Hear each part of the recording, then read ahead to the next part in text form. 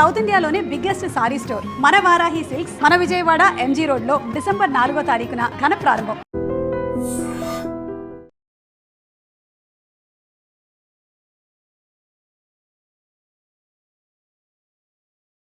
ఇవాల్టి మన గెస్ట్ ఎవరో కాదు, తన బాట, తన మాట, తన పాట అన్నీ ఒక చైతన్య స్రవంతిలో సాగిన వేముల పుష్పక్క. గెలాలి మోదుగు వనమంత చినబో పెద్దన్న ఏడే పేదొల్ల మాయన్న, పెద్దన్న ఏడే పేదొల్ల మాయన్న. కర్మ భూమిలో పూసినవో పువ్వా, విరిసి విరియని ఓ తిరునవ్వా, కన్నుల ఆశలు నీరై పార.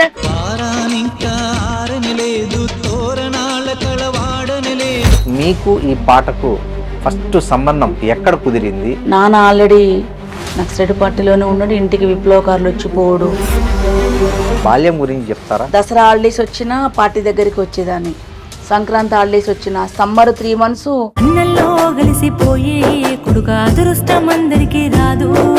ఇంటికి వచ్చి మా ఇంట్లో మా ప్లేట్లు ఎవరు అన్నం తినకపోతుండే. వీరేశమన్న ఎక్కడుండే? మీరు ఈ చదువుకునేటప్పుడు ఎక్కడైనా కలిసారా? నా 6th క్లాస్ నుంచి వీరేశంతో ఉన్నా నేను. మీ ఇద్దరి మధ్య ఒక అవగాహన అంటే ఒకరినొకరు ఇష్టపడుకోవడం అనే. యాక్చువల్లీ వీరేశం గారిని నేను ముందు అన్న అని పిలిచేదాన్ని, ఎందుకంటే ఉద్యమంలో ఉన్నాం. ఇప్పుడు మీరేమో రెడ్డి, అవును, తనేమో దళిత్ కదా. పెద్ద డిసిషన్ తీసుకున్నాం, ఎవరు వస్తారు మన ఇంటికి, ఎవరు రానియరు. ప్రేమలకు మనుషులకు అక్కడ ఉన్నంత ప్లేస్మెంట్ ఈ భూమి మీద ఎక్కడ ఉండదన్న. అమరుడు పెద్దన్న బందుకు అందుకొని చెట్టు మీద కోయిలమ్మ ఓ కోయిలమ్మ, చెట్టంతా కొడుకు భరతునేల రాలేనమ్మా. మీరు అన్న ఇద్దరు ఉద్యమాల్లోనే ఉన్నారు కదా, సో మీరు ఇట్లా లొంగిపోవడానికి బయటనే ఉన్నా. వీరేశం అడవిలో ఉన్నాడు, దొరికినప్పుడు తను మొత్తుకుని జీబుల నుంచి దునికి పండి బొర్లి. మీకు నయ్యంకు ఏంటి అంటే మీన్ ఎక్కడొచ్చాయి భేదాలు? ఆ నరకం పగోని కూడా రావుతాను. జనరల్గా ఫోన్ చేసిండు, చేసి పుష్పారెడ్డి నేను బాయ్ని మాట్లాడుతున్నా అన్నాడు.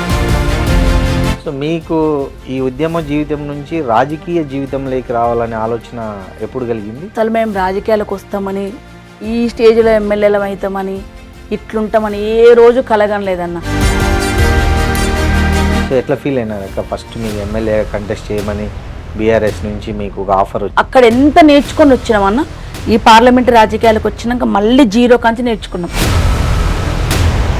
మీరు హిడ్మా ఎన్కౌంటర్ గురించి విన్నారు కదా, ఏమనిపించింది, ఎట్లా అనిపించింది మీకు? మళ్ళా మాట్లాడితే అర్బన్ నక్సలైట్లు అంటారేమో, నాకైతే నా అభిప్రాయం మరో భగత్ సింగ్. ఈ నక్సలైట్లు అంతరించిపోవడం వల్ల దేశానికి మేలు జరుగుతుందంటారా? సమస్యలు ఉన్నన్ని రోజులు తిరుగుబాటు జెండా వస్తుంది. గద్దరన్నతో మీకు చాలా ప్రత్యేక అనుబంధం. ఆయన చనిపోయినప్పుడు మీరు చాలా ఎమోషనల్గా ఫీల్ అయ్యారు. చరిత్రహీనులు ఎట్లా ఉంటారో చరిత్రలో కళాకారుడు పాటగాడు మాత్రం ఎప్పటికి బతుకుంటాడు.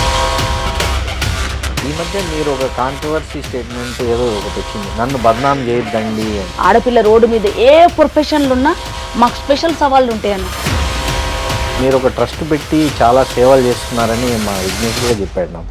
పేరెంట్స్ లేని పిల్లలు, చెత్త అది ఏరుకునే పిల్లలు.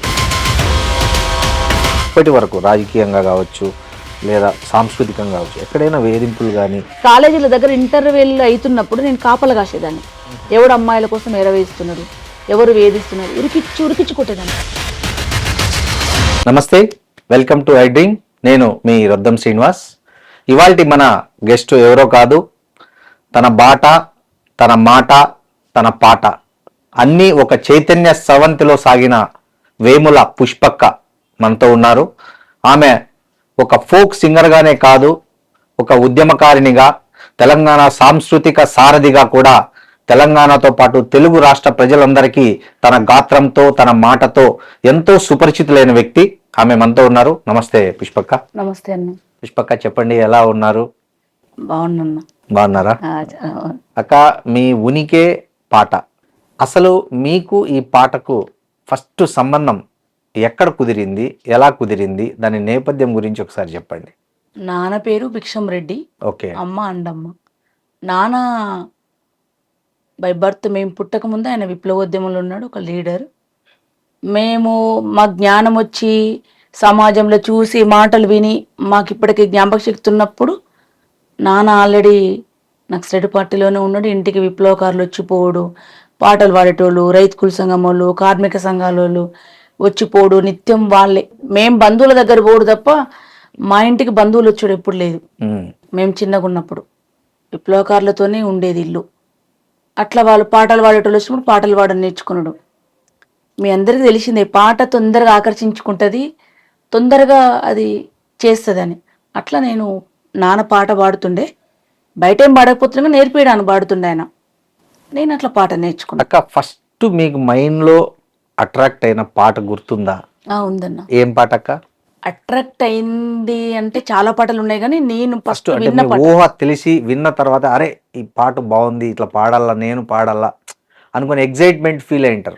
నేను ఏ క్లాస్లోనో సరిగ్గా ఐడియా లేదన్న, నాకు 4th 5th అనుకుంటా, కోటమర్తిలో స్కూల్ బైకాట్ చేసిర్రు, ఊర్లో ర్యాలీ చేస్తుర్రు. ఆ ర్యాలీ చేస్తున్నప్పుడు పాటలు పాడుతుండే. స్కూల్ బైకాట్ అంటే ఎట్లుంటది ఇక అందరికి హ్యాపీ, ఈరోజు బడి బంద్ అవుతుందని ఉంటే ఆ బడి బంద్ చేసే వాళ్ళు మళ్ళీ మా మామ వాళ్ళు, మా అన్న వాళ్ళు ఇంటికి వచ్చే మామ అని, పెద్దగా వయసు ఉంటే మామ, చిన్నగా ఉంటే అన్న అని పిలుస్తుంటే వాళ్ళే కాబట్టి ఇంకా మా వాళ్ళు వచ్చారు కాబట్టి పెద్ద పురుసత నాకు. అప్పుడు నేను ఫస్ట్ విన్న పాట మా ఊర్లే తాటి చెట్టు కోంటోళ్ళు అని ఉంటారు మామ వాళ్ళు, వాళ్ళు సురేష్ మామల ఇంటి ముందు మమ్మల్ని అందరిని ఆపి ఎత్తు అరుగుంటుంది ఆడ, ఇప్పటికి ఇంకా ఉంది ఆ ఊర్లో అరుగు. ఆ అరుగు మీద నిలబడి పాడిండు కృష్ణన్న అని, మందుల కృష్ణన్న. నాతో పాటు ఇప్పుడు సారథిలో ఉన్నాడు. మత మత గుండాలు మీద పడుతున్నాయి, మత మత గుండాలు మీద పడుతున్నాయి, పలకవేముర శంకరా ముందుకు దూకవేముర శంకరా. మతవాద గుండాలు మీద పడుతున్నాయి, మతవాద గుండాలు మీద పడుతున్నాయి, పలకవేముర ముందుకు శంకర దూకవేముర ముందుకు. ఈ పాట ఏబీవీపీ గుండాల చేతిలో అప్పుడు జార్జి రెడ్డా మరి ఎవరు అమరులైందో తెలియదు నాకు. ఆ సందర్భంగా అప్పుడు నేను ఫస్ట్ విన్న పాట. వాళ్ళు పెద్ద సింగర్లే కాదు, స్టూడెంట్ అనేషన్ లీడర్లే, కానీ వాళ్ళు పాడితే అమ్మ పాట బాగుందిరా, మంచిగా పాడుతురా అని అనుకున్నా. దానికంటే ఫస్ట్ నేను విన్న పాట సమావేశంలో నాన్నతోటి. ఎక్కడ? నాన్న ఊర్లే రైతు కుల సంఘం సమావేశం జరుగుతుంటే నేను ఆ సమావేశానికి పోయినా.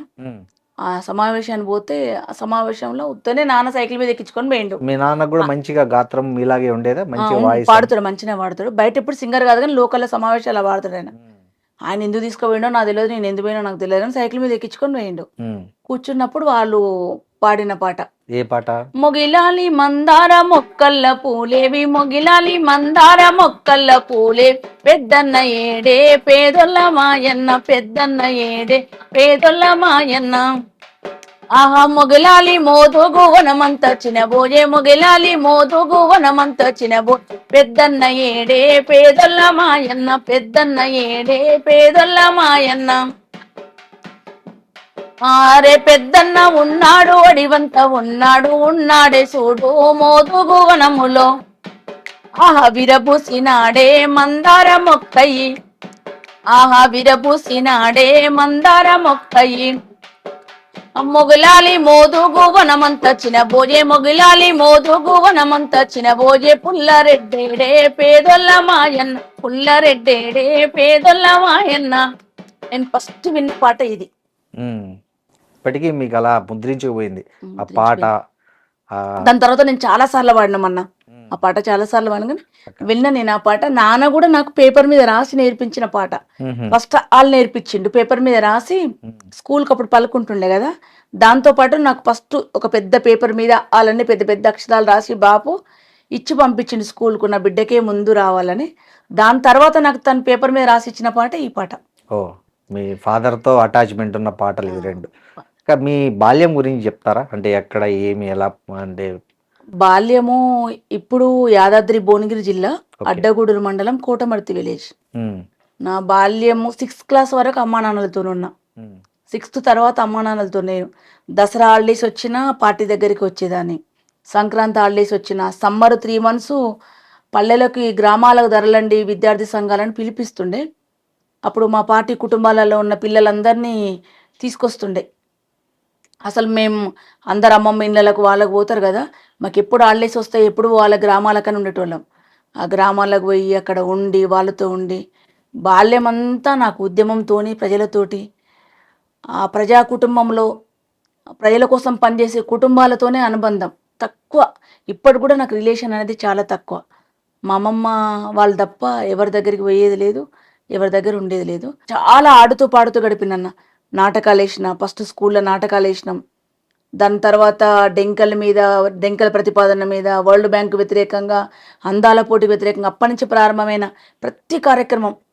శనివారం ఆదివారం సెకండ్ సాటర్డే వస్తే కూడా ఫ్రైడే సాయంత్రం ఎవరో ఒకరు మా అమ్మ వాళ్ళు అన్న వాళ్ళు వచ్చి సైకిల్ ఎక్కించుకొని ఏ ఊర్లో ప్రోగ్రామ్ ఉంటే ఆడ తీసుకుపోయి గోషి కట్టించి గొంగడేపించి మళ్ళీ సండే నైట్ అయినా మండే మార్నింగ్ స్కూల్ టైం వరకు ఇంటికాడ దింపేటోళ్ళు. అన్న తమ్ములు ఎంతమంది? వాళ్ళతో మీ రిలేషన్ ఎట్లుంది? ఒక చెల్లి శ్రీలత, 2 తమ్ముళ్ళు వెంకటరెడ్డి, సోమరెడ్డి. చాలా బాగుంటుంది అన్న. దాని మొత్తం నిజంగా చెప్పాలంటే అమ్మమ్మ వాళ్ళ కుటుంబం తప్ప, మా పిన్ని అమ్మమ్మ కుటుంబం తప్ప బంధువులతో ఎవరితో మాకు రిలేషన్ లేదు. నాన్న ఆల్రెడీ నక్సడిపాట్లో ఉండడం వల్ల,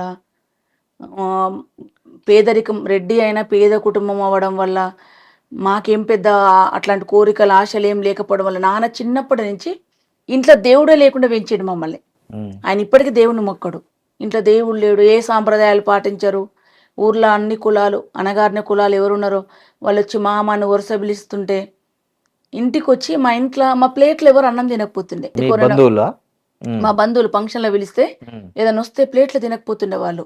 వాళ్ళ ఇంటికి వచ్చిపోయినాక మా బాపమ్మ వాళ్ళు, పక్కన బాపమ్మ వాళ్ళు, ఎందుకే వాళ్ళకు ఊకే పిలిచి పెడతారు అన్నం, మీరు మీ నాయన అట్నే చేసిరు, మీరు అట్నే చేస్తారని అంటుండే. వాళ్ళు ఒక్కరు మాత్రమే ఊర్లే నాన్నని అన్న అని పిలిచేటోళ్ళు, చాలా ప్రేమగా. ముందు నుంచే మాకు అట్లా అలవాటు అయిపోయింది. చాలా అందంగా నచ్చినట్టు. ఇంకా మేము వేరే నేర్చుకోవాల్సిన అవసరం లేకుండా ముందు నుంచి అన్ని కుటుంబాలు, విప్లవోద్యమంలో ఉన్న అన్ని కుటుంబాలు ముందు నుంచే వాళ్ళు బిల్డప్ అయి ఉంటారు, అట్లా క్రియేటివ్ అయ్యి ఉంటుంది. కాబట్టి మాకు పెద్ద ఫీలింగ్స్ ఏం లేకపోతే చాలా హ్యాపీగా గడిపినాం అన్న. ఉద్యమకారులతో, పాటలతో చాలా బాగా. వాళ్ళు ఎక్కడికన్నా మీటింగ్లకు ఢిల్లీకో బొంబాయికో పోతే వాళ్ళు మాకు పెన్నులు కొనుక్కొచ్చేటోళ్ళు, బుక్ కొనుక్కొచ్చేటోళ్ళు, పలకలు కొనుక్కొచ్చేటోళ్ళు, ఇంటి దగ్గర ఉన్న కలిసింది తినేటోళ్ళు. అమ్మ లేకపోతే మాకు అమ్మ పనికి పోయేసరికి వండి పెట్టేటోళ్ళు. వాళ్ళు వండి పెట్టి తిని మళ్ళీ మేము తిని వాళ్ళు వెళ్ళిపోయేటోళ్ళు, రొట్టె చేసేటోళ్ళు. అన్నీ అంత ఫ్యామిలీ లాగానే ఉండేటోళ్ళు. ఇప్పుడు ఎట్లయితే మంది ఉన్నారో అట్లనే ఉండేటోళ్ళు అప్పుడు కూడా. మీకు తెలిసి ఫస్ట్ మీరు స్టేజ్ మీద పాడిన పాట మీకు గుర్తుందా? ఎక్కడ పాడారు? ఏ స్టేజ్ మీద పాడారు? ఏ స్టేజ్ మీద వాడినంటే పల్లెపాడులో వాడినన్న. ఇప్పుడు మా కాన్స్టిట్యున్సీలోనే ఉన్న నార్కడపల్లి మండలంలో పల్లెపాడులో పాడిన నేను పాట. ఫస్ట్ పాట ఏ సందర్భంలో? ఏ సందర్భంలో అంటే అది డిసెంబర్లో అమరుల వారోత్సవాలు జరుగుతాయి. ఆ సందర్భంగా జెండావిష్కరణ కార్యక్రమాలు ఉంటాయి. డిసెంబర్ నెలంతా, మే నెలంతా ఉంటది.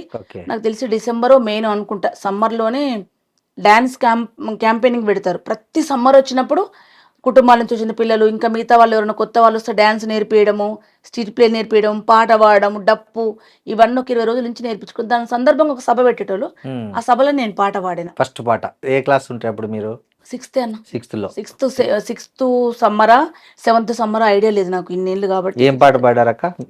కర్మ భూమిలో పూసిన ఓ పువ్వా, విరిసి విరియని ఓ తిరునవ్వా, కన్నుల ఆశలు నీరై పార, కట్నపు జ్వాలల సమితైపోయావా. కర్మ భూమిలో పూసిన ఓ పువ్వా, విరిసి విరియని ఓ చిరునవ్వా, కన్నుల ఆశలు నీరై కార, కట్నపు జ్వాలల సమితైపోయావా.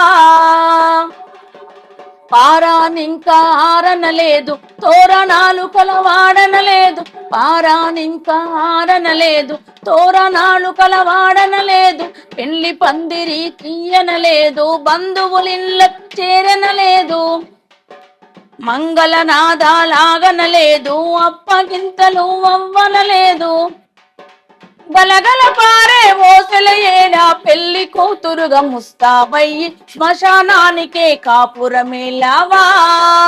కర్మ భూమిలో పూసిన ఓ పువ్వా,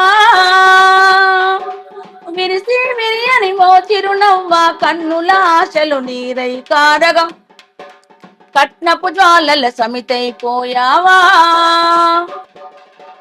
ఈ పాట ఫస్ట్ మీ స్టేజ్ మీద పాడినప్పుడు ఎట్లా వచ్చింది రియాక్షన్? సభ నుంచి ఏమన్నా రియాక్షన్ గుర్తుందా? ఉందన్న. రియాక్షన్ అంటే అందరూ ప్రజా సమస్యల మీద పోరాటం చేసే వాళ్ళు, ఊళ్ళల్లో మీటింగు, పొగడ్తలు అనేవి కళాకారులకు సహజమే అన్న. కానీ విప్లవోద్యమంలో పనిచేసే కళాకారులు అయితే నేనైతే ఎప్పుడు పొగుడుతాను, ఎప్పుడు అంటే అట్లా పొగడము, చప్పట్లు కొట్టడం, బయట క్లాసికల్ లాగా మాకేం ఉండవు. అవును. బాగా పాట పడితే చెల్లె బాగా పాడినవరా, రేపు ఇంకోటి మంచిగా నేర్చుకోరా, స్టేజ్ మీద పొగళ్ళు ఉండవు. కిందికి వచ్చినాక మంచిగా పాడినవరా, మంచిగా పాడుతున్నావు, నువ్వు ఇంకా ఇంట్రెస్ట్ పెడితే బాగా పాడుతావు అట్లా అట్లా మీకు అంటారు. ఫస్ట్ కితాబ్ ఇచ్చిన వాళ్ళు ఎవరైనా ఉన్నారా పెద్దలు? మీ ఉన్నారన్న ఊర్లో? కృష్ణారెడ్డి అని, ఉమ్, పల్లెపాళ్ళ కృష్ణారెడ్డి అని ఉంటుండే, అమరుడైండు. ఉమ్, తను వరంగల్ ఎన్కౌంటర్లో అమరుడైండు. నేను చిన్నగా ఉన్నప్పుడు, నా ఊహ తెలిసి నేను మాటలు విని మాట్లాడుతున్నప్పుడు తను ఓల్డ్ టైమరు, ఉమ్, ఇంటికి వస్తుండే. నాన్నకు ఆయనకు ఏదో సమ్ రిలేషన్ ఉండనో లేదో తెలియదు నాకు, కానీ బావో బామ్మర్దుల వరుసలు ఉంటుండే వాళ్ళకు. నేను మామ అని పిలుస్తుంటే నేను ఆయన భుజం మీద ఎక్కించుకొని నన్ను స్కూల్కి పంపి, స్కూల్ నుంచి మళ్ళీ ఈవినింగ్ తీసుకొచ్చి నాకు సైకిల్ నేర్పించి చేసింది ఆయనే. అప్పుడు ఆ అన్న బతుకున్నాడు, అప్పుడు యూజీకి పోలేదు, ఊర్లోనే ఉన్నాడు. వాళ్ళ ఇంట్లోనే చూసుకొని జడ వేయించి స్నానం చేయించి అన్ని చేసేటోడు. చాలా గుర్తుకుంది. చాలా ఏండ్లు కలిసినాం. నాకు మ్యారేజ్ అయినాక కూడా ఉన్నాడు. తన్ని చివరిసారిగా నేను వీరేశమే మా చేతుల మించే తన దాన సంస్కారాలు జరిగినాయి. ఎట్లా? ఎన్కౌంటర్ ఇచ్చి చనిపోయిండు. అయ్యో, ఎక్కడ? అడవిలో, వరంగల్ ఎన్కౌంటర్లో చనిపోయిండు. ఉహు, ఈ నకరికల్లుకు ఇక్కడ ఈ నకరికల్లు వీధిలో పొంటే మేము పాట పాడి తిరిగి ఆయనతో ధర్నా చేసినాం. ఈ నకరికల్లుకే డెడ్ బాడీని తీసుకొచ్చినాం. నేనే పోయి అక్క బిడ్డ అని నాతో సంతకం పెట్టించి తీసుకొచ్చారు. నేను చిన్నపిల్లనే, పెళ్ళి కాలేనట్టుంది నాకు తెలిసి, పెళ్ళి అయిందో లేదా సరిగ్గా ఐడియా లేదు నాకు. 2010 కాలేదు, తీసుకొచ్చిరు, అంత్యక్రియలు చేసినాం. అప్పుడు ఏమన్నా పాట పాడారా ఆయన అంత్యక్రియల్లో? అంత్యక్రియలు అమరులో పాటలు పాడుతుంటాం. ఆయన మీకు బాగా అటాచ్మెంట్ కదా? నేను ఫస్ట్ పాట కూడా ఆయన కోసమే రాసిన. అక్క, ఈ మీరు సరే చదువుకుంటున్నారు, మీ ఫ్యామిలీ బ్యాక్గ్రౌండ్ అంతా బాగానే ఉంది. అన్నా ఓ కృష్ణారెడ్డి అందుకు మా జోహార్లన్నా, అన్నా ఓ కృష్ణారెడ్డి అందుకు మా జోహార్లన్నా, అమరుడవో కృష్ణారెడ్డి, అమరుడవో కృష్ణారెడ్డి అందుకు మా జోహార్లన్నా, అన్నా ఓ కృష్ణారెడ్డి అందుకు మా జోహార్లన్నా. Thank you. ఈ పాట పాడారు. ఒక చరణం గుర్తుకొచ్చింది. ఈ పాట నేను రాసిన పాట. Great అక్క. అక్క, ఇప్పుడు మీరు చదువుకుంటున్నారు, ఆల్రెడీ మీ ఫాదర్ విప్లవంలో ఉన్నారు. మీరు చదువుకొని ఏదైనా జాబ్ చేయాలని అట్లా ఉండేనా, లేకపోతే మీరు అంటే ఈ ఎట్లా అనిపించింది మీరు జాబ్ చేయాలన్న కోరిక ఎప్పుడు రాలేదన్న. నాన్నకుంటుండే ఉమ్, చదువుకుంటది, చదువుతుంది కదా. ఎప్పుడన్నా నేను ఏదో 10th లోపు అన్నట్టుంది 2-3 సార్లు, నువ్వు ఎంఆర్ఓ కావాలి, ఇంట్లో పెద్దమ్మ కదా, చదువుతావు కదా, నువ్వు ఎంఆర్ఓ కావి అయి ప్రజలకు సర్వీస్ చేయాలని అంటుండే. అంత పెద్ద పదాలు మనకేం తలకాయకి ఎక్కేటి కావప్పుడు.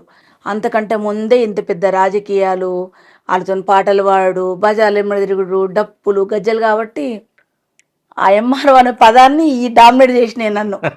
ఇవే ఇంట్రెస్ట్ అయినాయి వాటి గురించి చదువు. ఇప్పుడు నా చదువు అంతా సప్లిమెంటరీ చదువు అన్న. ఎంతవరకు చదివారక్క మీరు? నాది AA LLB. ఈ చదువుకుంటూనే విప్లవ ఉద్యమంలోకి వెళ్ళారా మీరు? విప్లవోద్యమం నుండి చదువుకున్నా. ఉండే చదువుకున్నా. ఓకే. విప్లవోద్యమ విద్యార్థి సంఘంలో పనిచేస్తూనే చదువు కొనసాగించినాం. అలా అడ్మిషన్ వేసేది, ఎండాకాలం ఆనకాలం క్లాసులకు పోయేది. ఆ కాలేజీ పోయి మేము ధర్నా చేయాలన్నా, ఆ కాలేజీ పోయి ఏదన్నా మాట్లాడాలన్నా స్టూడెంట్ అయి ఉండాలి కన్నా. అవును. దానికోసం అన్నా దాంట్లో అడ్మిషన్ ఇచ్చేవాళ్ళం. Okay okay okay. అవునులే, మీరు స్టూడెంట్ కాదంటారు. స్టూడెంట్ కాదంటే స్టూడెంట్ ఆర్గనైజేషన్ కదా. అవును. స్టూడెంట్ ఆర్గనైజేషన్లు ఉండాలంటే స్టూడెంట్ సమస్యలు తెలిసి ఉండాలి. అవును. వ్యవసాయ రంగంలో పనిచేయాలంటే ఆ రైతు అయి ఉండాలి. దానికోసం ఖచ్చితంగా చదువుకోవాల్సిందే, చదవాలి కూడా. చదువు సర్టిఫికేట్ కోసం చదువుకోలే, పోరాటం చేయడానికి, విద్యార్థుల సమస్యల కోసం కొట్లాడుతున్నాం, చదువు చదివినాం. అప్పుడు వీరేశమన్న ఎక్కడుండే? మీరు ఈ చదువుకునేటప్పుడు ఎక్కడైనా కలిసారా? నా 6th క్లాస్ నుంచి వీరేశంతో ఉన్నా నేను. ఓకే. ఈయన కూడా విద్యార్థి సంఘమేనా? విద్యార్థి సంఘమే. తను డప్పు కొడతాడు, డప్పు డోల కొట్టాడు. నేను చెప్పిన ఈ పల్లెపాడులో తను కూడా ఉన్నాడు ఆ డప్పు దాంట్లో. ఇద్దరం కలిసి డాన్స్ కూడా వేసినాం. ఇద్దరం కలిసి డాన్స్ వేసినాం, డప్పు కొడుతుండే. అప్పుడే తను డోలకు కొడుతుండే, డప్పు శిక్షణ కూడా ఇస్తుండే తను అప్పుడే. ఓకే. నేను 6th అంటే తను 9th క్లాస్, నాకంటే 3 years పెద్ద కదా. 9th ఉన్నాడు. పాటలు కూడా పాడిండ్రా? మీ పాటలు నాకంటే చాలా బాగా పాడతాడు. మీ ఇద్దరు కలిసి పాడిన పాట ఏదన్నా ఉందా? ఇద్దరం కలిసి ఏం పాడలేదన్న, పాట నేర్పిస్తాడు అంతే. మీకు నేర్పించాడా ఏదన్నా? నేర్పించింది. ఏం పాట నేర్పించాడు అక్క? నాకు ఇట్లా నేను ఇప్పుడు చూసుకుంటూ వాడతాం కదా, కళాకారులకు ఉన్న చెడ్డ గుణం ఏంటంటే మాకు బట్టి పట్టుకొని తలకాయలు పెట్టుకుని తక్కువ. అవును. ఏ పాట వస్తే దాంట్లోనే వాడతాం. నాకు అట్లా నువ్వు నేర్చుకోవాలి, పేపర్ లేకుండా పాడాలని నేర్పించిన పాట. నేను చాలాసార్లు వాడిన పాట. పాడండి అక్క. ఎన్ని జన్మలకైనా ఏ జన్మకైనా కన తల్లి చనుబాల రుణమెట్ల తీరు, కని పెంచిన తల్లి భ్రమలెట్ల తీరు, రారాజులకైనా రాక్షసులకైనా విషపు నాగులకైనా విష్ణువుకైనా తల్లి మురికిల పూసే మల్లె మొగ్గాలే తల్లి లేని జన్మ ఏ జీవికుంది అంగిలా ఊదరిగి చెంగున ఎగిరేసి నింగిలో బిడ్డాను ముద్దాడుతావు పసిగుడ్డు జ్వరమొచ్చి పాలు వద్దంటే రంపంతో నీ గుండె కోసేసినట్లు లోకాన్ని శోకంతో ముంచెత్తుతావు దేవుణ్ణి రప్పించి మందులిప్పిస్తావు నడక నేర్పినావు నవ్వు నేర్పినావు పాలు దాపినావు పాట నేర్పినావు మలములు ఉచ్చపసి మైల చేసిన గిల్లిన కొరికిన దిద్దు చేసిన అమ్మ నీ ఓపిక అంతు దిక్కాదే కన్న తల్లి కడుపు లోతు తెలివాదే దెబ్బ తగిలినప్పుడు జబ్బు పడినప్పుడు అమ్మ అమ్మ అని అరిచితే చాలు యముడు కూడా వచ్చి చూసిపోతాడు చావు కూడా చూసి చూడనట్టుండు ఆడబిడ్డల గాని అప్పగింతాలప్పుడు పాలసేపులు నిన్ను పోసిపోయినట్లు పాలసేపులు నిన్ను పోసిపోయినట్లు అక్క చెల్లెన్లాను అన్నదమ్ములాను అందరినీ కల్పించే మందిరమమ్మో అందరినీ కల్పించే మందిరమమ్మో ఆకాశమ్మ తల్లి అంతు జిక్కింది పాతాల గంగమ్మ లోతు తెలిసింది పాతాల గంగమ్మ లోతు తెలిసింది అంతు జిక్కనిదొకటే అమ్మ ప్రేమమ్మో ఎన్ని జన్మలకైనా ఏ జన్మకైనా. ఈరోజు విప్లవోద్యమంలో ప్రజల కోసం ప్రాణాలిచ్చి ప్రజల కోసం త్యాగం చేసే ప్రతి బిడ్డను గన్న తల్లి, ప్రజలకు సర్వీస్ చేయడానికి పబ్లిక్ సర్వీస్ చేయడానికి ఐఏఎస్లై అధికారులై నీతి నిజాయితీతో పనిచేసే ఆఫీసర్లను కన్న తల్లులు, ప్రతి బిడ్డ మీద తల్లికి కోరికుంటుందన్న, నా బిడ్డ ఇది కావాలి అది కావాలనే. అందరూ నెరవేర్చకపోవచ్చు తల్లి కోరికని, తల్లి నెరవేర్చని కోరికలు కూడా తీర్చిన బిడ్డలు చాలా మంది ఉన్నారు. అట్లాంటి బిడ్డలకు చాలా ఉన్నతమైన వాళ్ళు. కానీ ఈరోజు కడుపులో ఉన్న బిడ్డనే స్కాన్ చేసి చంపే దగ్గర నుంచి మొదలుకుంటే ఆడపిల్ల మగపిల్ల అని ఇప్పటికే ఆడపిల్లల శాతం తగ్గిపోయింది. 70 మంది ఆడపిల్లలు ఉంటే 90 మంది మగపిల్లలు ఉన్నారు. ఎదురు కట్నాలు ఇచ్చి పెళ్ళిళ్ళు చేసుకుంటున్నారు. ఏమంటారు, చెప్పుకోలేక బయటికి మాకేం కట్నాలు వద్దు, అదంతా పచ్చి అబద్ధం. కట్నాలు లేకుండా చేసుకుంటాడు ఎవ్వలేడు ఇయ్యాలి లేపు. దొరక్క ఎవడు పిల్లనియక ఏజ్ బారైపోయి ఎదురు కట్నాలు ఇచ్చి పెళ్ళిళ్ళు చేసుకుంటున్నారు. చేసుకోవాలి, జీవితం నిలబడాలి. కానీ ఎవరు చేసిన పాపం అది. ఆడపిల్లని చంపేయడం వల్ల శాతం తగ్గిపోయింది. ఇప్పుడు టెక్నాలజీ ఎక్కువ పెరిగింది, తెలివి ఎక్కువైంది, టెక్నాలజీ ఎక్కువైంది. దీని నుంచి ఏం చేస్తున్నారంట అన్న, పిల్లలని దత్తత. ఇంతకుముందేమో అంగట్లో పెట్టి అమ్మేటోళ్ళు కడుపును రెంట్కి ఇస్తున్నారు. నా భాషలో చెప్పాలంటే కడుపును రెంట్కు. పుట్టిన తర్వాత వాళ్ళకి పిల్లలు లేరు, పాపం మేము చాలా బుద్ధిమంతులం కనిస్తున్నామని దత్తత, చట్ట విరుద్ధమైన దత్తత. మీరెట్లా మీ బిడ్డల్ని ఇచ్చినా మీ బిడ్డలు దత్తత పేరుతో వాళ్ళ దగ్గర ఉంటారని మీరు భ్రమపడకండి. ఆ బిడ్డలు ఎక్కడికి పోతున్నారు, వాళ్ళు ఎక్కడి నుంచి ఎక్కడి పంపుతున్నారు, ఏ మాఫియా చేతులకు మీ బిడ్డలు పోతున్నారు, మీకు చేతులు ఎత్తి దండం పెడితే ఆడపిల్లల్ని నమ్మొద్దు. ఆడపిల్లల్ని చదవనియండి, ఎదగనియండి. ఈ సమాజంలో సముచితమైన స్థానం వాళ్ళకి ఇవ్వండి. వాళ్ళు లేకపోతే సృష్టి లేదు. ఆడపిల్లల గాని అప్పగింతాలప్పుడు పాలసేపులు నిన్ను పోసిపోయినట్లు పాలసేపులు నిన్ను అక్క చెల్లెన్లాను అన్నదమ్ములాను అందరినీ కల్పించే మందిరమమ్మో అందరినీ కల్పించే మందిరమమ్మో. అరే ఆకాశమ్మ తల్లి అంతు జిక్కింది పాతాల గంగమ్మ లోతు తెలిసింది అంతు జిక్కనిదొకటే అమ్మ ప్రేమమ్మో ఎన్ని జన్మలకైనా ఏ జన్మకైనా. అందుకే కన్నతల్లి కన్నుల్లో కన్నీళ్లు లేని రాజ్యం కావాలి, అట్లాంటి పరిపాలన కావాలి. ఏ కన్న తల్లి భూమి మీద ఏడవద్దు. అట్లాంటి సమాజం, అట్లాంటి మనుషులు ఆ విలువలతో ఉండడానికి మా వంతుగా ఏమనైతే చేయాలని కోరిక, అంతే. ఇప్పుడు మీకు పాటలు మీరు పాడేవాళ్ళు, ఆయన మీకు డోలకు డప్పు కొట్టేవాళ్ళు. సో మీ ఇద్దరి మధ్య ఒక అవగాహన, అంటే ఒకరినొకరు ఇష్టపడుకోవడం అనే అట్లాంటి ఎట్లా తెలిసింది? ఎవరు ఫస్ట్ ఎక్స్ప్రెస్ చేశారు? యాక్చువల్లీ వీరేశం గారిని నేను ముందు అన్న అని పిలిచేదాన్ని. ఎందుకంటే ఉద్యమంలో ఉన్నాం, ఉద్యమ సహచరుడు కదా, అందరం కలిసి ఉండేవాళ్ళం. ఆడపిల్లల పట్ల చాలా మర్యాదగా ఉండేటోడు. అందరు ఉంటారు ఉద్యమంలో పనిచేసిన, విప్లవోద్యమంలో ఉన్న ప్రతి ఒక్కరు చాలా మర్యాద ఉంటారు. చాలా ఒక తండ్రి వాళ్ళకి ఎట్లాంటిది ఉన్నా ఏమున్నా చిన్నప్పటి నుంచి కలిసే పెరిగినాం. 6th క్లాస్ నుంచి అంటే ఇంకేముంటది అన్న, యాజ్ ఎ బ్రదర్ లాగా, సీనియర్ మా పెద్ద అన్నలాగా చూసుకొని ఉండేటోడు. ఓల్డ్ టైమర్లలో నేను ఒక్కదాన్ని అమ్మాయిని ఉండే, ఈ జిల్లాలో అమ్మాయిని ఒక్కదాన్ని, అంటే నా ఏజ్ వాళ్ళు నేను ఒక్కదాన్ని. నా సీనియర్లు చాలా మంది అక్క వాళ్ళు ఉన్నారు. అట్లా ఉన్నారు. మిగిలిన మేమిద్దరమే కాబట్టి అందరు మమ్మల్ని పెళ్లి చేసుకోమని, చేసుకోండి మీరు ఇద్దరే ఉన్నారు పెళ్లి చేసుకోండి అని అడిగిండ్రు. నేను అప్పుడు కొంచెం ఉంది, నాకు ఇప్పుడు పెళ్లి ఉద్దేశం లేదు, నేను తర్వాత చేసుకుంటా, నాకు ఉద్యమంలో పని చేయాలని ఉంది, ఇంకా కొంచెం ఏదైనా పెద్ద స్టెప్ తీసుకోవాలంది, దానికి పెళ్లి ఆటంకం అయింది కాబట్టి వద్దు అని పార్టీ వాళ్ళకి అబ్జెక్షన్ చెప్పిన నేను ఇప్పుడు చేసుకోనని. మళ్ళీ తర్వాత కొన్ని రోజుల తర్వాత మళ్ళీ మేమే క్లోజ్ అయినప్పుడు చేసుకుందాం అనుకున్నప్పుడు, ఎట్లాగ ఇద్దరం ఉన్నాము ఊకే మనమ్మటే పడుతురు కదా ఆలోచిద్దామని మాట్లాడుకున్నప్పుడు చేసుకుందాం కానీ కండిషన్స్ పెట్టుకొని. ఏం కండిషన్స్ పెట్టుకున్నారు? పిల్లలు వద్దు, పిల్లల్ని కనొద్దు, రేపు మనకు వాళ్ళు భవిష్యత్తులో ఇబ్బంది అవుతారు, కుటుంబాలు యాక్సెప్ట్ చేస్తాయో చేయవు, వాళ్ళు చేయకపోతే కనొద్దు, చేసినా కూడా కనొద్దు, అప్పుడు కండిషన్ బట్టి ఉందాం అని నేను కండిషన్ పెట్టిన. కనొద్దు, మనకు వాళ్ళు అడ్డం వస్తారు, మన సీనియర్లను ఆల్రెడీ చూసినాం, మనం ఏడుకో అడుగు పోయి చచ్చిపోతే మళ్ళీ పిల్లలు వాళ్ళ కోసం రాజీపడి రావాల్సి వస్తుంది అనుకున్నాం. చివరికి మా జీవితంలో అదే జరిగింది, రాజీపడే రావాల్సి వచ్చింది అనుకున్నాం. కాలేదు, ఇద్దరం అనుకొని పార్టీకి చెప్పిన, లెటర్ పెడితే చేసింది పెళ్ళి. ఎప్పుడు అక్క ఎట్లా చేసుకున్నారు? 2001లో. పార్టీలో ఏముంటుంది అన్న, చాలా సిస్టమేటిక్ ఉంటుంది, మీరు విన్నంత ఈజీగా మీరు చూసినంత ఈజీగా ఉండదు. పెళ్లి చేసుకుంటామని చెప్తే 6 months 1 year వేరు దగ్గర ఇస్తారు ఇద్దరిని. ఓకే, వేరు దగ్గర ఉండాలి. అప్పుడు ఏమన్నా మనస్పర్ధలు వస్తాయా, ఏమన్నా వస్తుందా అబ్జర్వేషన్ చేసి, ఇల్లది అట్రాక్షనా లేకపోతే సిన్సియర్గా ఉంటారా, ఒకరినొకరు అర్థం చేసుకున్నారా లేదు. ఇంకా మేము అర్థం చేసుకున్నది ఏం లేదు, ఆయన ఏం తింటాడో ఏముంటాడో ఆయన తెలుసు, నేను ఎట్లా గట్టిగా మాట్లాడితే ఏముంటానో ఆయన నా గురించి ఆయన తెలుసు, తెలియంది ఏం లేదు. కానీ అయినా సరే పార్టీ కండిషన్ ప్రకారం ఉంటుంది. 6 months పంపించి యాక్సెప్ట్ చేసి చేసారు. నకరికల్ ఈ టౌన్ హెడ్ క్వార్టర్ టౌన్లోనే హై స్కూల్ ఉంటుంది, దాంట్లో చేసారు మా పెళ్ళి. ఇంత ఒక 2-3 పూలు ఇట్లా మాల కట్టిన దారం తీసుకొచ్చి అల్లి చేసిండ్రు, వచ్చిర్రు. అమ్మా నాన్న కాకుండా ఊరికే పూల తాళ్ళు ఉండదన్న, తాళు ఉండదు, ఓన్లీ దండలే. దండల మార్పిడి చేసుకుని ఏం లేదు. అందరి ముందు మేము రేపటి నుంచి భార్య భర్తలమే, మేము తిరిగినా ఒక దగ్గర కూర్చున్నా మీరు తప్పుగా అనుకోవద్దని ప్రకటించడమే అంతే పెళ్ళి అంటే. మీ దృష్టిలో మేము ఈ రోజు నుంచి భార్య భర్తలు కలిసి బతుకుతాం, ఇక మమ్మల్ని వేరే తిరిగి అనుకోకండి, మళ్ళీ మీకు ఏం అనుమానం లేవని అన్ని క్లియర్ చేయడానికి అదొక వేదిక. అంతే. ఎవరెవరు వచ్చారు మీ పెళ్ళికి? అంబేద్కర్ అన్న అని ఉంటాడు, ఓకే, నెల్లూరులో ఉంటాడు, మా సీనియరు, మాకు రాజకీయ గురువు కూడా. అన్న చేతుల మీద చేసారు, జిల్లా పార్టీ చేసింది, అంబేద్కర్ వచ్చి చేసిండు. భోజనాలు గీజనాలు అట్లా ఏమన్నా పెట్టిండ్రు అన్న, పార్టీ వాళ్ళు పెట్టిండ్రు భోజనం. ఎవరు పెట్టిరో తెలియదు, ఆ రోజు కానీ భోజనాలు పెట్టిరు. 2001 ఆగస్టు 2వ తారీఖు రోజు. అప్పటి వరకు ఆ సంవత్సరం ఒక్క రోజు కూడా వర్షాలు పడలేదన్న, బాగా వర్షం పడ్డది. రేపు పెళ్ళనగా ఈ రోజు వర్షం పడ్డది, ఇక్కడ దాకా నీళ్లు. మా పెళ్ళికి ఏదో వర్షం పడ్డ సెంటిమెంట్ కాదు, ఆ రోజు ఏదో వాతావరణం వచ్చింది, వర్షం పడ్డది, నీళ్ళలోనే అన్నం తిన్నాం.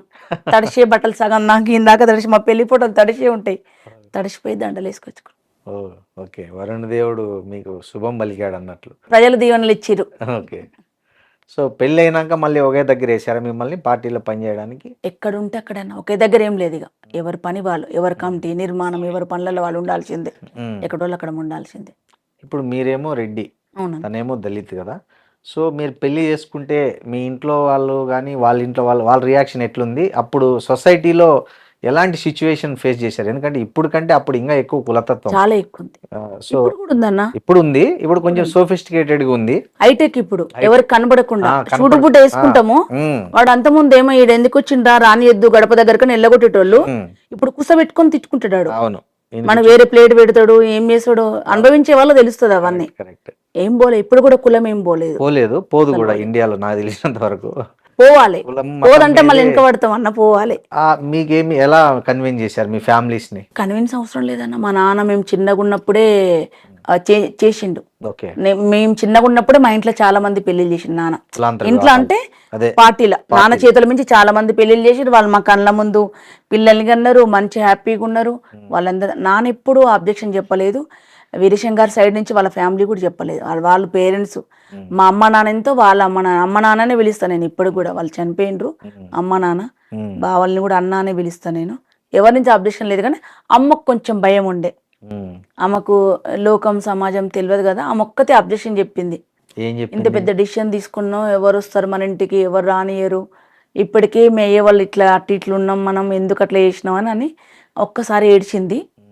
మేము మా నాన్న చెప్పకుండా పెళ్లి కార్డు తీసుకొని పోయినాం, పార్టీ తీసుకొని పోయింది. అన్న ఇట్లా బుజ్జి పెళ్లి చేస్తున్నాం అంటే, నా బిడ్డ పెళ్లి చేయడానికి మీరెవరు, నేనేమన్నా అబ్జెక్షన్ చెప్తానా, కార్డు కొట్టుకొని మీరు ఎట్లా వస్తారు, నేనే పెళ్లి చేసి మిమ్మల్ని పిలుస్తా కదా ఎందుకు వచ్చిరని కొంచెం సీరియస్ అయ్యిండు. యాక్సెప్ట్ చేసిరు.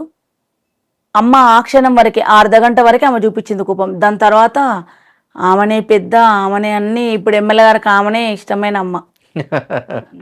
కానీ కుటుంబం మాత్రం ఒక 3-4 ఇయర్స్ క్యాస్ట్ వాళ్ళు వెలివేసినట్టు, అంటే ప్రోగ్రామ్ లో తమ్ముడు పెళ్లి చేసినామన్న. నా తర్వాత తమ్ముడు పెళ్లి అయింది, చెల్లెదైంది. వాళ్ళ పెళ్లికి ఏం అడ్డంకులు రాలేదా? వచ్చినాయి. అంటే అడ్డంకులు అంటే మా మామయ్య బిడ్డనే చేసినాము, చేసుకుండు మామయ్యనే చేసిరు కాబట్టి ఏం ప్రాబ్లం రాలేదు. పిల్లల్ని ఇవ్వడానికి ఏం ప్రాబ్లం రాలే, కానీ చుట్టాలు రాలేదు.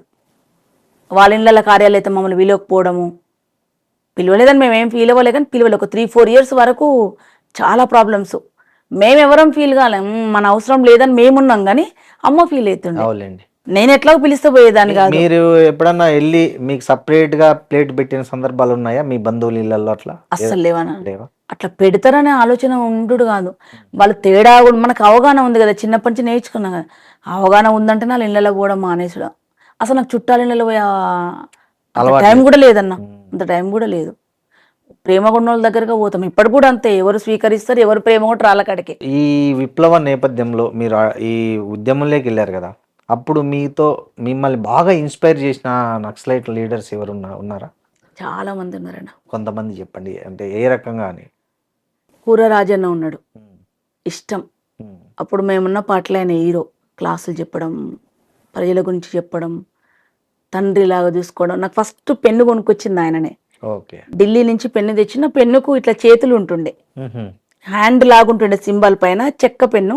దాంట్లో రిపిల్ మార్చుకొని వేసుకోవాలి. చాలా రోజులు పెట్టుకున్నది. ఒకరోజు ఇంటికి పోలీసు వాళ్ళు దాడికి వచ్చినప్పుడు ఆ పెన్ను తీసుకుపోయిండు. ఆడికి నచ్చి తీసుకుపోయిండు ఆ పెన్నుని పోలీసోడు. నేనేమో ఎవిడెన్స్ తీసుకుపోయిండు ఏమన్నా తర్వాత అనుకున్నా, కానీ నన్ను నచ్చి తీసుకుపోయిండు. దొబ్బితో దొబ్బిండు, సర్వన్న దొబ్బడా ఇంట్లో నా పెన్ను దొబ్బిడని చాలా రోజులు బాధపడ్డా. కూర రాజన్న, భరతన్న, అమరులు చాలా మంది ఇష్టం అన్న. ఒక్కరు కాదు, ప్రజల కోసం, ప్రజల సంక్షేమం కోసం, ప్రజలు ఇక్కుళ్ళ మతం ఇవన్నీ పోవాలని బిగిపిడికిలు బిగించిన వాళ్ళు ఎవరైనా నాకు ఇష్టమే అన్న. ఒక్కరిని చెప్తే అందరిని తక్కువ చేసినట్టు అవుతా, అందరు ఇష్టమే. సో వాళ్ళు ఎన్కౌంటర్ అట్లా ఎవరన్నా అట్లా ఎన్కౌంటర్లు అయినప్పుడు ఎట్లా మీకు ఎట్లా అనిపించింది? మస్తు మంది చనిపోయిండ్రు, 50-60 మంది చనిపోయిండ్రు అన్న. మీతో బాగా ఇక్కడ ఇప్పుడు కూర్చొని ఛాయ్ తాగినాక తెల్లార వరకు శవమైన వాళ్ళు 6 మెంబర్స్ అన్న. మా దగ్గరకు మేము కలిసిపోయి పొద్దున పోయిన శాంతి చర్చల ప్రతినిధి రియాజ్ అన్న. ఒక 20 ఏళ్ళు కలిసి సాహచర్యం చేసినాం, ఉద్యమ సాహచర్యం. అన్నకు మ్యారేజ్ అయింది. మేము చిన్నప్పటి నుంచి, అన్నది బీటెక్ అయిపోయింది. మంచి ఇంటెలిజెంట్ కావాలి. వాళ్ళది గోల్డ్ మెడల్, బీటెక్లో గోల్డ్ మెడల్. అప్పుడు మన సప్లిమెంటరీ చదువులకు ఆయన గోల్డ్ మెడల్ అంటే ఎంత నాలెడ్జి. బట్టలు కూడా 3-4 రోజులకు ఒక రోజు ఉత్తుకునేటోడు అన్న. పేపర్ రోడ్డు మీద కరపత్రం దొరికినా తీసుకొచ్చుకొని చదువుకునేటోడు, అంత క్లాసులు ఇచ్చేటోడు. తిండి టైంకి ఏదైనా తిండి ఎంత ఉన్నా ఇట్లున్నా, ఎంత మురిగి మేమే ఇట్లున్నాం అన్నటోడు. శాంతి చర్చల ప్రతినిధి జనశక్తి పార్టీ నుంచి ఎన్కౌంటరే చనిపోయిండు. యాదగిరి, భరతన్న, మేదక్ సంజీవన్న, సుభాష్ అన్న, చాలామంది అమరులు ఉన్నారన్న. కళ్ళ ముందు నానప్ప నుంచి చూసిన వాళ్ళము, మమ్మల్ని కలిసి తిరిగిన వాళ్ళం, పెరిగిన వాళ్ళం, చూసిన వాళ్ళం, మా పిల్లలు అని మమ్మల్ని చూసుకున్న వాళ్ళు. మాకెవరు బంధువులు లేరు కదన్న, వాళ్ళు తప్ప ఎవరు బంధువులు లేరు. ఇప్పుడు అయింది పెద్ద కుటుంబం, కానీ అప్పుడు వాళ్ళు తప్ప మాకెవరు తెలియదు. వచ్చినప్పుడు ప్రేమగా చూసుకునే, నేను ఒక్కదే అమ్మాయిని ఉండేదాన్ని ఈ జిల్లాలో, ఈ 3-4 జిల్లాలల్లో. ఆ చదువుకున్న అమ్మాయిని, ఆ పార్టీ నుంచి వచ్చిన అమ్మాయిని చాలా ప్రేమ వచ్చింది నాకు. అసలు చుట్టాలు ఎవ్వరు గుర్తుకే రాకపోతున్నాను. నేను చిన్నపిల్లని కదా, బట్టలు కొనుక్కొచ్చేటోళ్ళు, వాచ్ కొనుక్కొచ్చేటోళ్ళు, ఎట్లుండాలో ఉండవు, ఇంకా ఫిట్నెస్ పెంచుకో, ఇట్లుండమని చెప్పేటోళ్ళు. చాలా ప్రేమలకు, మనుషులకు అక్కడ ఉన్నంత ప్లేస్మెంట్ ఈ భూమి మీద ఎక్కడ ఉండదన్న, అంత ప్లేస్మెంట్ ఉంటుంది ఆడ. మీకు ఏమైనా గన్ ట్రైనింగ్ కూడా ఇచ్చారా? అంటే అసలు తుపాకీ నాకు ఎలాంటి సంబంధం లేదన్న. నేను లీగల్ కదా, బయట ఉన్నా, నేను సాంస్కృతిక ఉద్యమంలోనే ఉన్నా, నేను విద్యార్థి సంఘంలో ఉన్నా, మహిళా సంఘంలో ఉన్నా. అసలు నేను వెపన్ పట్టుకోలేదు, నాకు దాని గురించి కూడా అసలు తెలియదు, జీరో నాలెడ్జ్. యూనిఫామ్ వేసుకున్న అన్న వాళ్ళని కూడా చూడలేదు నేను. వాళ్ళు సివిలే వస్తే బయట చూసిన తప్ప లోపల కూడా ఎప్పుడు చూడలేదు. చనిపోతే చూసిందే, పోలీసు వేసిన బట్టలలో చూసింది. ఈ మీకు బాగా ఆత్మీయులు ఎన్కౌంటర్లో చూసినప్పుడు మీకు ఎక్కువ ఎమోషన్ అయిన ఎన్కౌంటర్ ఏదైనా ఉందా? భరత్ అన్న, రంగవల్లక్క ఇద్దరిని కలిపి చంపారు కదా. ఇద్దరు కలిపి చంపిండ్రు. అవును, ఇద్దరిని ఘోరంగా కలిపి చంపారు. చంపిండ్రు. 3 రోజుల వరకు బాడీ ఇవ్వలేదన్న. ఉమ్, ఇక్కడున్నాం మేము, నకరికల్లో ఉన్నాం. చనిపోయిందని తెలిస్తే తిరుమలగిరికి బస్సు ఎక్కిపోయినాం. తిరుమలగిరి పోయినాక అక్కడ అరెస్ట్ చేసిర్రు. అక్కడ ఒక పూట ఉంచుకున్నారు. మేము వెళ్ళిపోతాం ఇంటికి అది ఇది అని చెప్పి గోల చేసి అలా డప్పులు కొట్టి పాటలు పాడితే ఇళ్ళతో గోలు ఎందుకని వదిలిపెడితే మళ్ళీ పాలకుర్తి దాకా పోయినాం. పాలకుర్తి పోయినాక మళ్ళీ అక్కడ అరెస్ట్ చేసిర్రు. ఉమ్, ఇదంతా కాదు మనల్ని ఓనేరు అని చెప్పి ఇంకా మేము వేరే వేసుకున్నాం. ఇక డప్పులు గిప్పులు ఏ లేకున్నా పలు ఎట్లన్నా పాటలు పాడాలి, వాళ్ళ దగ్గర పోవాలనుకున్నాం. 1 రోజున్నరకు చేరుకున్నాం. ములుగు దగ్గర అంటే ఎట్లా వేషం మార్చుకున్నారా? వేషమే మార్చుకోలేదన్న. బస్సులు గిసులు ఎక్కడ పోయి డివైడ్ అయిపోయి లారీలు ఎక్కి లారీలలో కూర్చొని మాక్సిమం 100% లారీల ప్రయాణమే ఉంటుండే. మా దగ్గర పైసలు ఉండవు కదా. అవును, లారీలో అయితే ఇచ్చినంత తీసుకుంటారు. అసలు ఇది తీసుకోకపోతే ఫస్ట్ ఎక్కేటప్పుడు బస్సు పైసలు ఇస్తామని ఎక్కించుకుంటారు. అలా పోయినాక మేము కూర్చొని పాటలు పాడుతుంటే వాళ్ళే మాకు ఉల్టా అన్నం తినిపించి పైసలు ఇచ్చేటోళ్ళు, ప్రేమ కొద్ది కొంతమంది ఇచ్చేటోళ్ళు, ఏమొద్దమ్మా పూరి మీరని దింపేటోళ్ళు, ఎక్కడంటే అక్కడ దింపిపోయేటోళ్ళు. పాటే మాకు, పాటే అన్నం పెడుతుండే, పాటే ఛార్జీలు కడుతుండే, పాటే ప్రజల దగ్గర తీసుకుపోతుండే. వాళ్ళ దగ్గర పోయినాం రంగవల్లక్క దగ్గరికి. రంగవల్లక్క దగ్గరికి పోయినా వాళ్ళ నాన్న ఎంపీ, మెదకు ఉమ్మడి మెదకు జిల్లాలో ఎంపీ గారు ఉండే, పేరు గుర్తుకులేదు, ఎక్స్ ఎంపీ గారు ఇప్పుడు. అప్పుడు ఎంపీనే ఉన్నట్టుంది. అప్పుడు ఎంపీలు ఎమ్మెల్యేలు మనకు తెలియదు కదా. నేను కూడా చిన్నపిల్లని కదా. అక్క బిడ్డ అని సంతకం పెట్టించారు నాకు. అక్కకు బాడీ ఇవ్వట్లేదు, వాళ్ళు వస్తారు లేట్ అయితే అంబులెన్స్ పెట్టుకొని వచ్చిర్రు, పెట్టిండ్రు. నేను తీసుకొని వచ్చి సంతకం పెట్టాడికి వచ్చినాక నాన్న వచ్చిండు, అక్క వాళ్ళ నాన్న. బాడీని చూస్తే తీస్తేందుకు సంతకం పెడతప్పుడు ఈడుంది చూడు అని అంటారు కదన్న, విట్నెస్ కోసం. అన్ని ఒంటి నిండా గాయాలి, ఎక్కడ పడితే అక్కడ కొట్టేసిండ్రు, ఒంటి నిండా హోల్స్ పడ్డాయి. మస్తు హింస ఆమె తెల్లగా ఉంటదన్న, ముట్టుకుంటే మాసిపోతట్టు, రింగుల జుట్టు. నిజంగా చెప్పాలంటే ఆ పార్టీలు అంత అందంగా ఉండేటోళ్ళు ఎవ్వరు ఉండరు, అంత అందంగా ఉంటుంది అక్క. అట్లా చేసి ఉందామె. భరతననేమో వాళ్ళ ఫ్యామిలీ పిల్లలు తీసుకుపోయారు వరంగల్ కాబట్టి అటు వాళ్ళ అంత్యక్రియలు తీసుకుపోయారు. అక్కడ హైదరాబాద్ కాబట్టి మేము ఇటు తీసుకొని వచ్చినాం. చాలా కలిసి చేయలేదు అంటే వైఫ్ అండ్ హస్బెండ్ కాదు వాళ్ళు, ఒకసారి చనిపోయింది అంతే. వాళ్ళ దాంట్లోనే కృష్ణారెడ్డి కూడా అప్పుడే చనిపోయింది, దానికంటే ముందు కొంచెం, దాని తర్వాత చనిపోయింది ఆయన. అప్పుడు ఎమోషనల్ అయ్యారా బాగా? చాలా చాలా అవుతాం. ఏమన్నా పాటలు పాడారు అప్పుడు వాళ్ళ స్మృతికి? చాలా పాటలు వచ్చినాయి అన్న. ఓకే. చెట్టు మీద కోయిలమ్మ ఓ కోయిలమ్మ, చెట్టంతా కొడుకు భరతు నేల రాలెనమ్మా. చెట్టు మీద కోయిలమ్మ ఓ కోయిలమ్మ, చెట్టంతా కొడుకు భరతు నేల రాలెనమ్మా. అక్కరంగా వల్లి రాతితే ఉక్కు పిడికిలెత్తి నడిసే, ఆ కూర ఇలాగా మరుల ఆశయాలు పదును చేసే. అనాథైన అడవి పోరుకు అండతానున్నాననే, ఆదివాసులేకం చేసే దారిలోనే ముందే నడిసే. దండి గుండె దళపతయి ఓ కోయిలమ్మ, వెండి కొండలేరు పెక్కే పోరు చేసెనమ్మా. చెట్టు మీద కోయిలమ్మ ఓ కోయిలమ్మ, చెట్టంతా కొడుకు భరతు నేల రాలెనమ్మా. ఎన్నెన్నో దాడుల్లోనా హరితేరి ఆయుధమై, విప్లవ పాఠాలెన్నో బోధించే మాస్టరు వయ్యి, భూస్వాముల దోపిడీకెదురు వర్గ పోరాటాలయ్యి, భూస్వాముల దోపిడీకెదురు వర్గ పోరాటాలయ్యి, పోడు భూముల్లో ఎగిరి ఎర్రని జెండాలయ్యి. దండి గుండె దళపతయి ఓ కోయిలమ్మ, వెండి కొండలేరు పెక్కే పోరు చేసెనమ్మా. మీద కోయిలమ్మ ఓ కోయిలమ్మ, చెట్టంతా కొడుకు భరతు నేల రాలెనమ్మా. చెట్టంతా కొడుకు భరతు నేల రాలెనమ్మా. భరత్ అన్న నాకు ఇష్టమైన లీడర్ కూడా తను. ఇప్పుడు మీరు అన్న ఇద్దరు ఉద్యమాల్లోనే ఉన్నారు కదా, సో మీరు ఇట్లా లొంగిపోవడానికి ఎట్లా దారి ఏ పరిస్థితులు దారి తీసాయి? అసలు లొంగిపోవడం అంటూ లేదన్నా. ఓకే. నేను ఆల్రెడీ బయటనే ఉన్నా, యూజీ ఉద్యమంతో నాకు సంబంధం లేదు. ఓకే. నేను బయటనే ఉన్నా.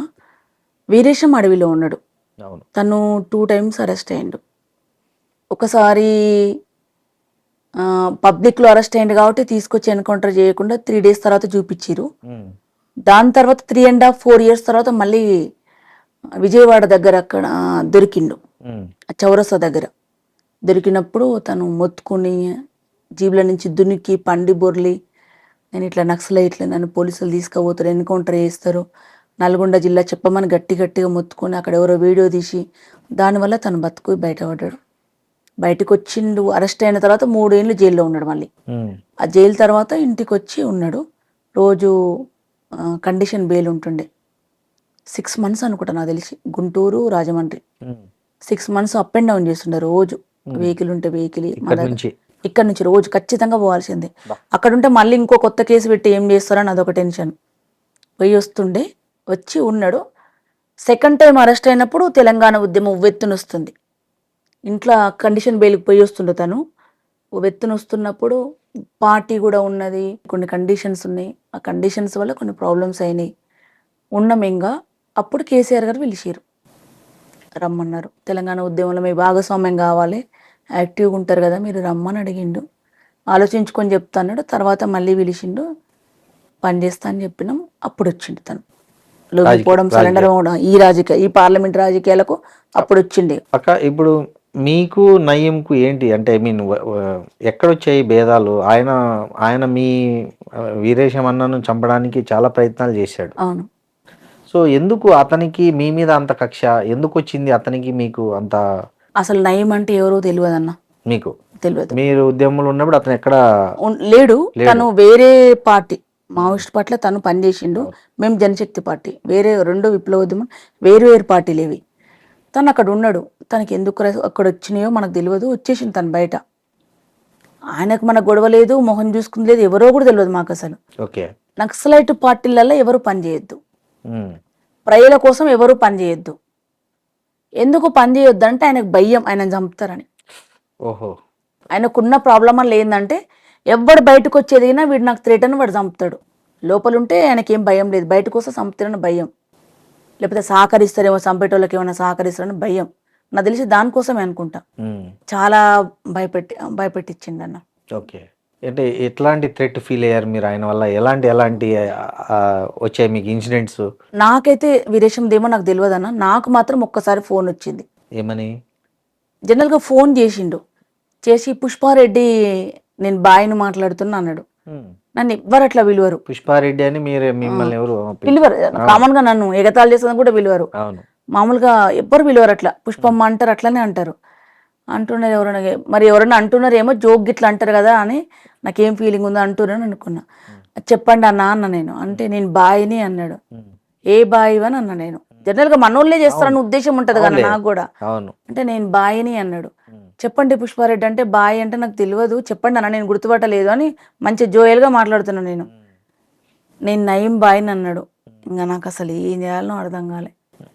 నేను అంతకుముందే ఇంట్లో ఫోన్లు వచ్చుడు, వాడి వల్ల ప్రాబ్లమ్స్ అవ్వడు, ఇంట్లో అవన్నీ ఫేస్ చేస్తూనే ఉన్నాం.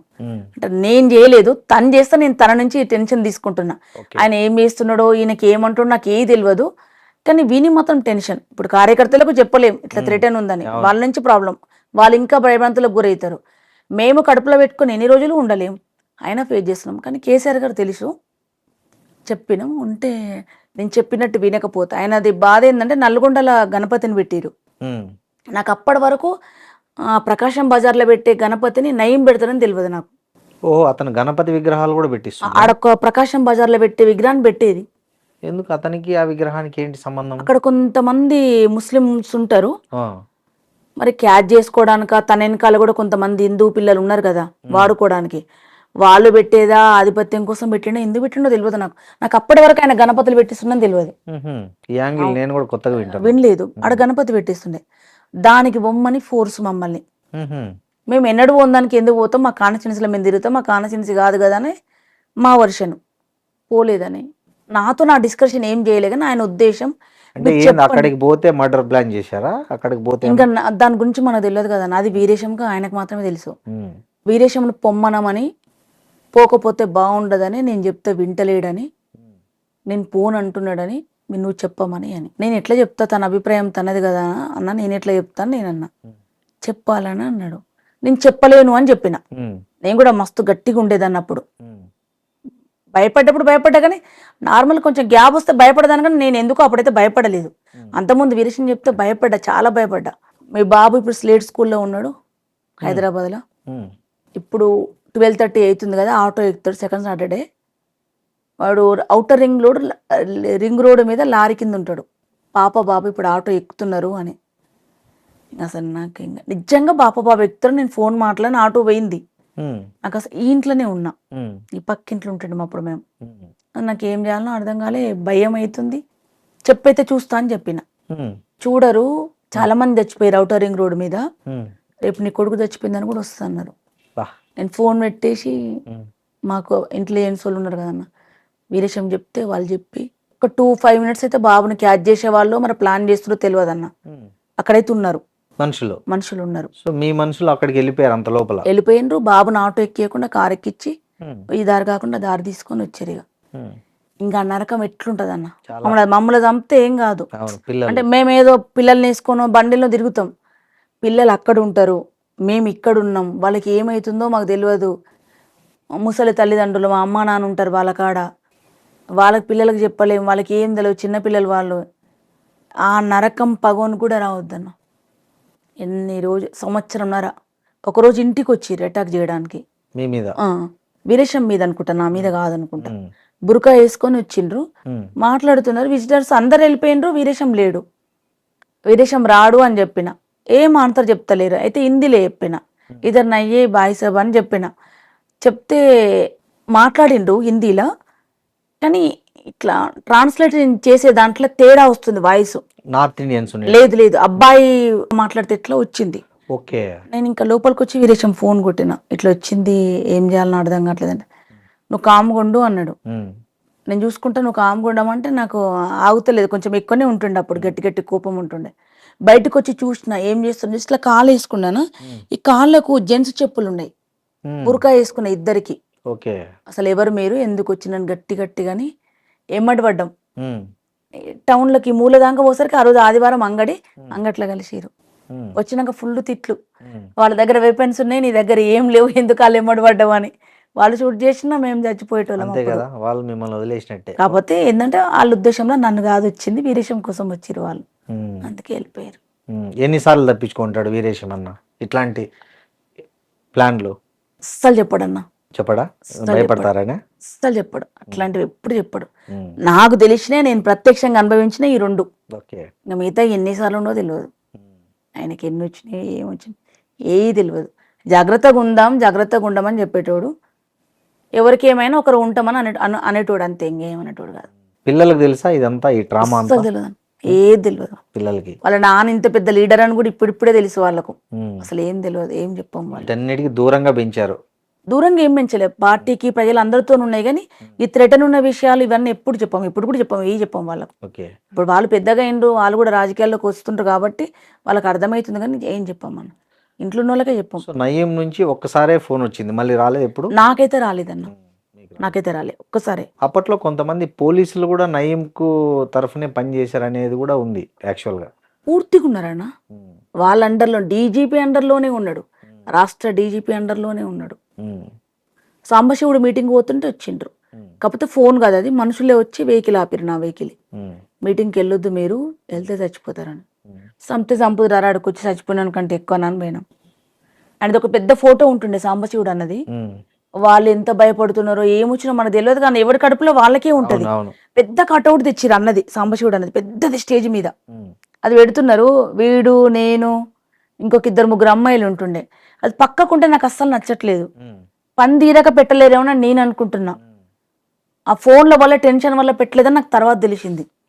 నేను తీసుకొచ్చి పిల్లలందరం కలిసి దానికి ఇట్లా స్టేజ్కి ఇట్లా స్ట్రైట్ గా 2 ఇటుపక్క తెచ్చిర్రు.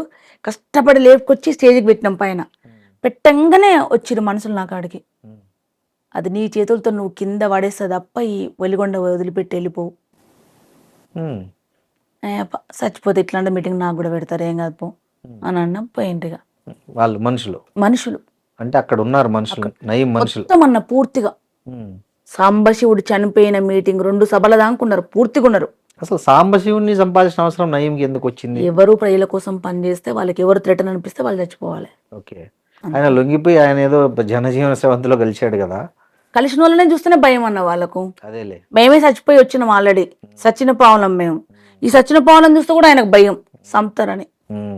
అంత భయస్తుడు, పెద్ద గ్యాంగ్ లీడర్. ఓకే, అప్పుడు మీరు ఎప్పుడు ఈ నయీం మిమ్మల్ని బెదిరించిన ఈ క్రమంలో మీరు ఎప్పుడైనా పోలీసులను అప్రోచ్ అయ్యారా? పోలీసులకు చెప్పారా ఇట్లా మమ్మల్ని బెదిరిస్తున్నాడు, అతని వల్ల మాకు థ్రెట్ ఉంది అని? ఏం చేశారన్న వాళ్ళు? ఏం ఏం చేయలేదు. చేశారు? మ్మ్. ఎవ్వరు ఏం చేయరు, ఎవ్వరు చెప్పలే. ఓకే, మా కడుపులో పెట్టుకున్నాం, మా ప్లాన్ మేము వేసుకున్నాం, మేము ఎట్లుండాలని అట్లున్నాం. మా పిల్లలతో మాతో ఉన్న పిల్లలు మిలిటెంట్ని ఎట్లు ఉంచుకోవాలి అట్లున్నాం, మాతో పాటే ఉన్నాం అంతే. ఓకే, ఎవరు చెప్పారు? మీ సొంత నేనైతే చెప్పలేదు. వీరేశం ఏమో నాకు తెలియదు, తను ఎమ్మెల్యే కాబట్టి తను ఏం చెప్పుకుంటూ తెలియదు, నేనైతే చెప్పలేదు. నయీం చనిపోయిన రోజు ఎట్లా ఫీల్ అయ్యారు మీరు? మస్తు ఫీల్ అయినా, అంటే చాలా హ్యాపీగా ఫీల్ అయినా. ఓకే, అవుతాం కదన్న, చాలా మందిని చంపిండు కదా. సెలబ్రేషన్ సెలబ్రేషన్స్ ఏముండన్న, మనిషి చచ్చిపోతే సెలబ్రేషన్స్ ఏముంటాయి అన్న? అంటే అట్లా బాధించబడ్డ వాళ్ళు, బాధపడ్డ వాళ్ళు కొద్దిసేపు మ్మ్.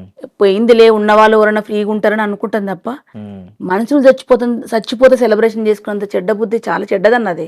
ఏ పోలీసులు అయితే నయీంని ఎంకరేజ్ చేశారనే జనం అంతా మీలాంటి ఉద్యమం నుంచి వచ్చిన వాళ్ళు అంటారు, అదే పోలీసులు మళ్ళీ నయీంను కాల్చి చంపడానికి రీజన్ ఏమై ఉంటుంది అనుకుంటున్నారు మీరు? ఏ ప్రభుత్వం ఉంటే ఆ ప్రభుత్వ అధికారులు, ఆ ప్రభుత్వ పెద్దలు ఏది చెప్తే అది పనిచేయడం. ఓకే, ఇది పోలీసు వాళ్ళకి నచ్చకపోవచ్చు నేను అనుకుంటున్నాను, ఎందుకంటే అదే పోలీసులు అప్పుడు కాపలాగా ఉన్నారు, అవును. అదే పోలీసులు చంపేసిండ్రు. మ్మ్. కాబట్టి పోలీసు వాళ్ళ కోసం ఉద్యోగం చేసుకునే పోలీసు వాళ్ళది ప్రాబ్లం ఉండదు. వాళ్ళ వెనకాల ఉండి ఎవరైతే ఉంటారో వాళ్ళకి ఏం అవసరం ఉందో, రాజకీయ పెద్దలకి ఏం అవసరాలనో ఆ అవసరాల తగ్గట్టు ఈ పోలీస్ వ్యవస్థను యూజ్ చేసుకుంటారు. అంటే నయీంను చంపాల్సిన అవసరం అప్పుడు ఎవరికి ఉండదు జనరల్గా? అందరికీ ఉంది. తెలంగాణ రాష్ట్రంలో ఉండి ప్రజల పక్షాన నిలబడి ప్రజా పోరాటాలు చేస్తున్న వాళ్ళు, తెలంగాణ రాష్ట్రం శాంతిగా ఉండాలి, ఉన్న కాడికి దీన్ని ఆ పారిన నీళ్ళతో పంటలు పండించుకొని తినాలంటే అట్లాంటి వాళ్ళు ఉండొద్దు అనుకుంది. తెలంగాణ రాష్ట్రంలో 4-5 కోట్ల మంది ప్రజలందరూ అనుకున్నారు కాబట్టి పోయిండు. ఒక్కరేం లేదు, అందరూ అనుకున్నారు. సో ఆయన కొంతమంది హీరోలుగా చెప్తుంటారు, అంత సాయం చేశాడు, ఇది చేశాడు, ఆ పిల్లల్ని చదివించాడు, ఇట్లాంటివి కూడా కొంత హీరోయిక్ కథలు చెప్తుంటారు బయట. నేనున్నాను ఇప్పుడు సారథిలో ఎంప్లాయీని. మ్మ్. నా బతుకు తెరువు కోసమో నా పాట కోసమో నేను ఎంప్లాయీగా పనిచేస్తున్నా. నాకు ఆ జీతం అవసరము, నా సొంత ప్రయోజనం అవసరం. నా సొంత ప్రయోజనం ఏమిటి? నేను చనిపోయిందాక పాట పాడాలి, నేను పాట పాడుతూ చనిపోవాలి. నేను పాట పాడితే నా పాట కులానికి సంబంధించిన నా తోటి అన్నదమ్ములు, నా బిడ్డలు, నా కులం, నా పాట కులం వాళ్ళందరూ నాకు వచ్చి డప్పు కొట్టాలనుకుంటా. అది డప్పు కొట్టాలంటే నేను రోజు ఆయన ఎమ్మటి ఉండాలి, వాళ్ళు నా ఎమ్మటి ఉండాలి, నేను వాళ్ళ ఎమ్మటి ఉండాలి. అట్లనే కదా. అవును, ఇలా 2 లక్ష్యాలు ఉన్నాయి. ఆర్థిక లక్ష్యం ఉన్నది, సాంస్కృతిక లక్ష్యం ఉన్నది. ఆర్థిక లక్ష్యం అనే దుర్మార్గమే, ఇంతకన్నా కాకుండా వేరే తిరిగి కూడా పాటలు పాడుకోవచ్చు. అవును. కానీ నేను కాకుండా 2 ఎంచుకున్నట్టే నాకు ఇలా బతుకు తెరువు ఉంది, పాట పాడాలని ఉంది. వాళ్ళకు కూడా సొంత ప్రయోజనం ఉంది. ఆయన ఎమ్మటి ఉండి చావు బతుకుండి చూసే వాళ్ళకు 10 లక్షలు ఇచ్చి ఉండరా నా ఎమ్మట అంటే ఎప్పుడు చచ్చిపోతారో తెలియదు కాబట్టి ఉంటాడు. ఒకటి చంపినా అంటే కట్టలేసి వేసి ఉండొచ్చు.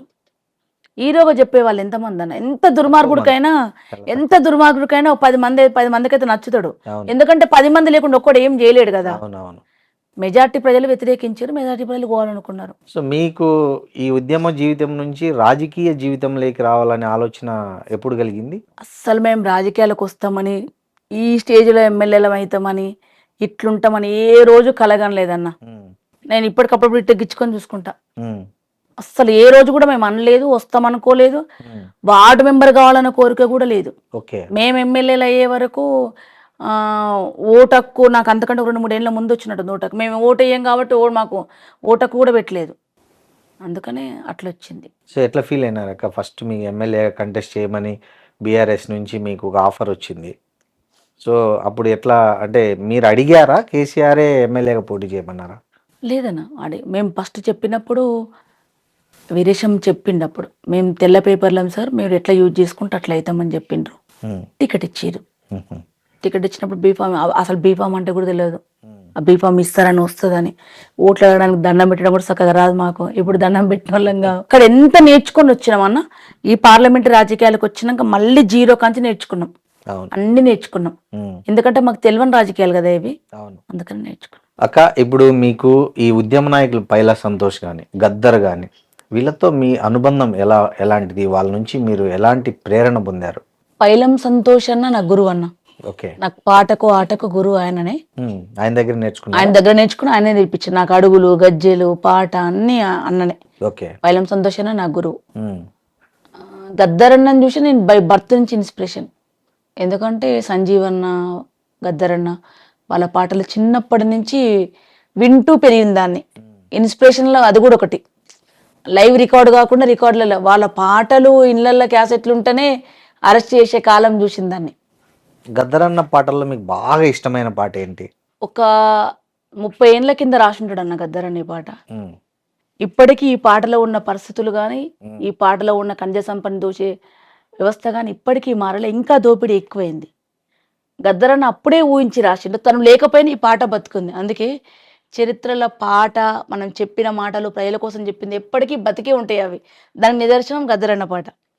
భారతదేశం భాగ్యసీమరా, సకల సంపదల కొదవలేదురా, బంగారు పంటల భూములున్నాయి, సావు ఎరగని జీవనదులురా, సావు ఎరగని జీవనదులు, సావు ఎరగని ఏ అంగట్లోన అన్ని ఉన్నాయి, అల్లుని నోట్లో శని ఉన్నట్లు, అల్లుని నోట్లో శని ఉన్నట్లు, అట్లు సకల సంపదలు గల్ల దేశమున దరిద్రం ఎట్లుందో నాయన, దరిద్రం ఎట్లుందో నాయన, సకల సంపదలు గల్ల దేశమున దరిద్రం ఎట్లుందో నాయన, అన్నిటి గల్ల మన దేశములోన అవినీతెందుకు పెరిగిపోయరా, నిరుద్యోగులు నిరాశ చెంది ఉరితాడెందుకు బిగించుకుండ్రు, తల్లులు అమ్మలు అక్కలు చెల్లెలు మానాలెందుకు అమ్ముకున్నారు, ఈ అవినీతికి మూలమేమిటో ఆలకించరండో నాయన, ఆలకించరండో నాయన, ఆయన భారతదేశం భాగ్యసీమరా, సకల సంపదల కొదవలేదురా, బంగారు పంటల భూములున్నాయి, సావు ఎరగని జీవనదులురా, అంగట్లోన అన్ని ఉన్నాయి, అల్లుని నోట్లో శని ఉన్నట్టు, నట్టు 170 పైగా జనులు భూమి నమ్ముకొని బతుకుతున్నారు, దున్నెవానికే దుక్కి లేదురా, కూలి జనులకే కూడు లేదురా, భూ సంస్కరణలు బూటకమ్మురా, ఏలేటోళ్ళ నాటకమ్మురా, రైతు దేశమున రైతు బిడ్డకే భూమి లేదు ఎట్లో నాయన, ఆ పెద్ద పెద్ద భూస్వాములు దొరలు తిమ్మిని బొమ్మిని చేసినానురా, పంట భూమి చేయి జారకుండర, కుక్క నక్క పిల్లి పేరున లెక్కలు రాసి చేతులెత్తినరు, లెక్కలు రాసి చేతులెత్తినరు, లెక్కలు ప్రభుత్వం వేసిన లెక్కల తీరున దేశంలోన సాగు భూములు 40 కోట్ల ఎకరాలుండగా, 100 ఎకరం మాత్రం భూమి ఎట్లా మిగిలే నాయన, నాయన భూమి ఎట్లా మిగిలే నాయన, తుందామంటే దుక్కులు లేవు, నాగలికేమో కర్రు లేకర, పండిన పంటకు రేటు రాకర, అమ్మిన రేట్లకు చేతికి రాక, ధన భూస్వాముల కాళ్ళ కిందరా నలిగి నలిగి నాశనమైపోయి నగిలిపోయిన రైతు లోకమే, బతుకు ఎల్లక బతుకుతున్నారు, బతకలేని ఈ రైతు లోకమే, పిడికిల్లెత్తి తిరుగుబాటురా,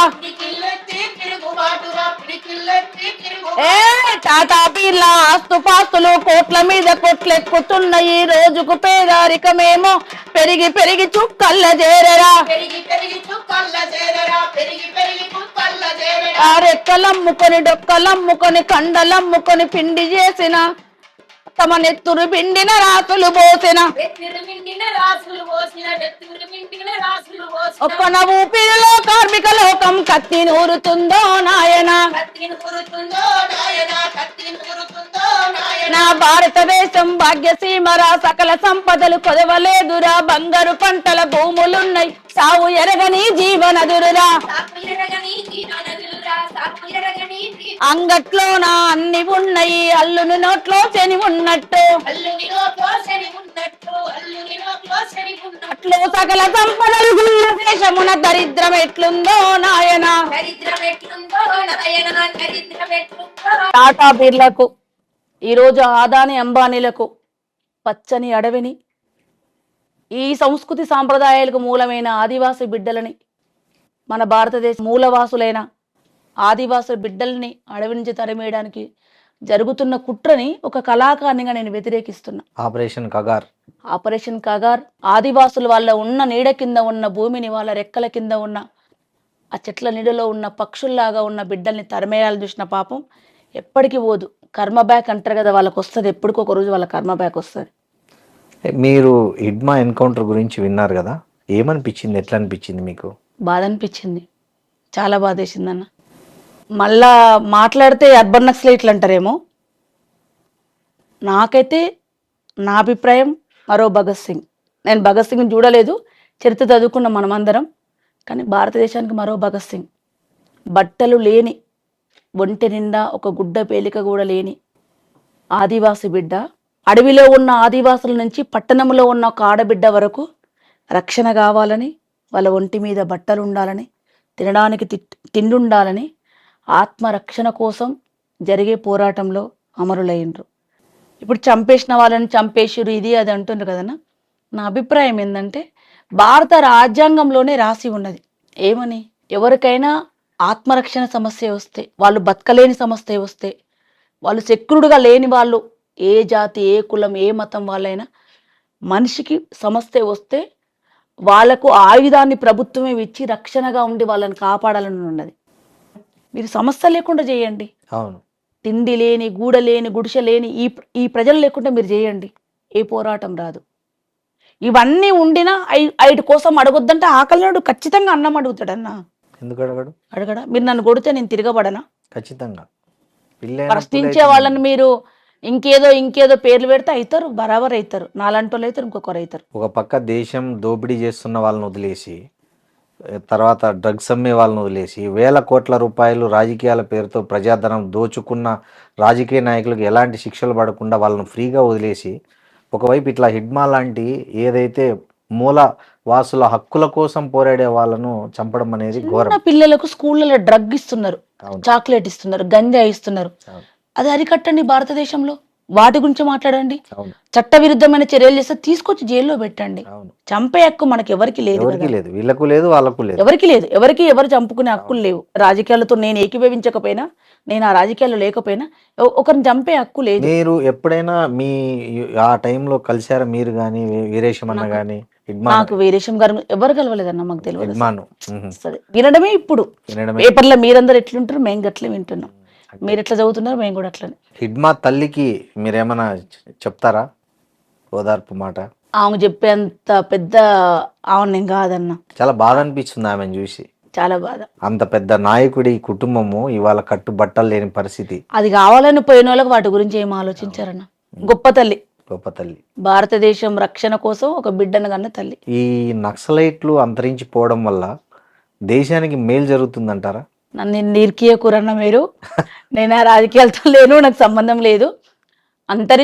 నేను అనుకోవడం ఏంటంటన్నా, అది ఏ రూపంలో వచ్చినా, ఏ జెండా పట్టుకున్నా, ఏ వ్యతిరేక పోరాటం వచ్చినా, సమస్యలు ఉన్నన్ని రోజులు తిరుగుబాటు జెండా వస్తుంది.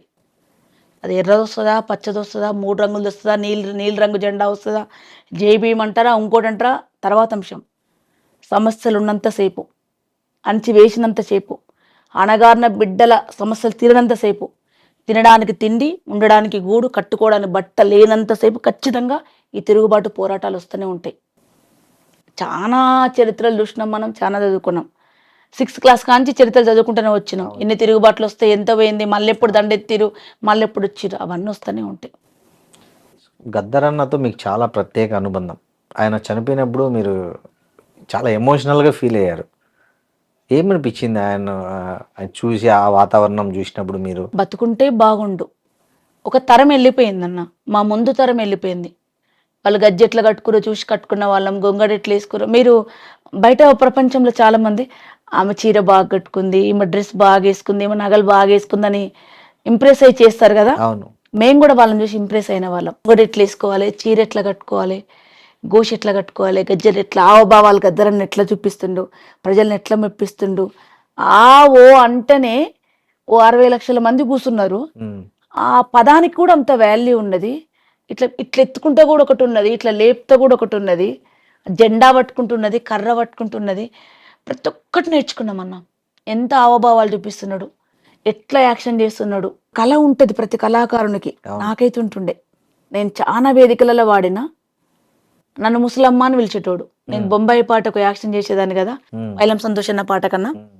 అది పాడినప్పుడు కళ్యాణం సార్ గద్దరన్న నన్ను బక్కమ్మ ముసలమ్మ అని పిలిచేటోళ్ళు. వాళ్ళ కుటుంబ సభ్యులు, మా కుటుంబ సభ్యులు మాతో ఎవరు లేరన్న.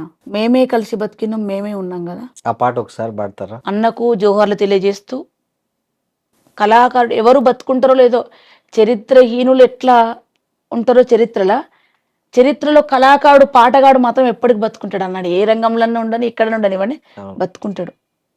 ఒండు పైలంగుండు అమ్మ మాయమ్మ, తల్లి పైలంగుండు అమ్మ మాయమ్మ.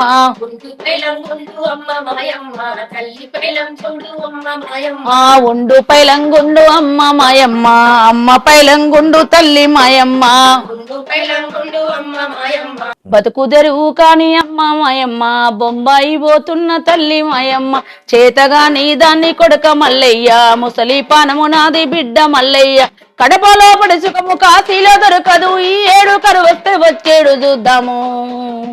బతుకు తెరువు కాని అమ్మ మాయమ్మ, బొంబాయి పోతున్న తల్లి మాయమ్మ. బతుకు తెరువు కాని చేతగా నీ దాన్ని కొడక మల్లయ్య, ముసలి పానము నాది బిడ్డ మల్లయ్య.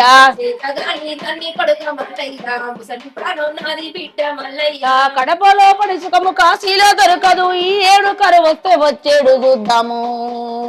నన్నిడిసిపోవద్దు కొడక మల్లయ్య, ఊరిడిసిపోవద్దు బిడ్డ మల్లయ్య. ఆ బోరు నీళ్లు వస్తే బదులుగా కాదాయ, కారు కొముడు సార్లు కాలింది మోటారు, బాకి తెచ్చి పెడితే బోకే చేతికొచ్చే. కరువు వచ్చే వరిపిచ్చే అమ్మ మాయమ్మ, ఎడబాసే రోజొచ్చే తల్లి మాయమ్మ.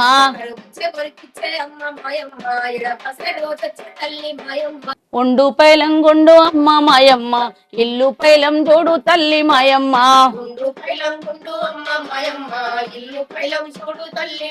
మా ఉండు పైలంగుండు అమ్మ మాయమ్మ, ఇల్లు పైలం చూడు అమ్మ మాయమ్మ.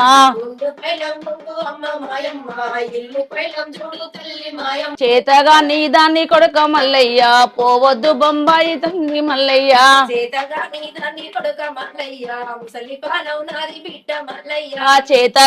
దాన్ని కొడుక మల్లయ్య, ముసలి పానము నాది బిడ్డ మల్లయ్య.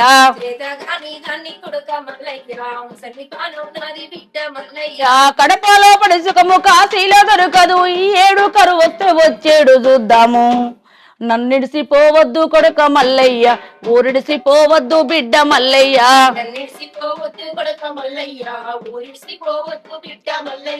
బోరు నీళ్లు వస్తే బదుడు దాటాదాయే, కారు కొమ్ముడు సార్లు కాలింది మోటారు, బాకి తెచ్చి పెడితే బోకే చేతికొచ్చే. కరువు వచ్చే వరిపిచ్చే అమ్మ మాయమ్మ, ఎడబాసే రోజొచ్చే తల్లి మాయమ్మ. మా కరువు వచ్చే వరిపిచ్చే అమ్మ మాయమ్మ, ఎడబాసే రోజు తల్లి మాయమ్మ.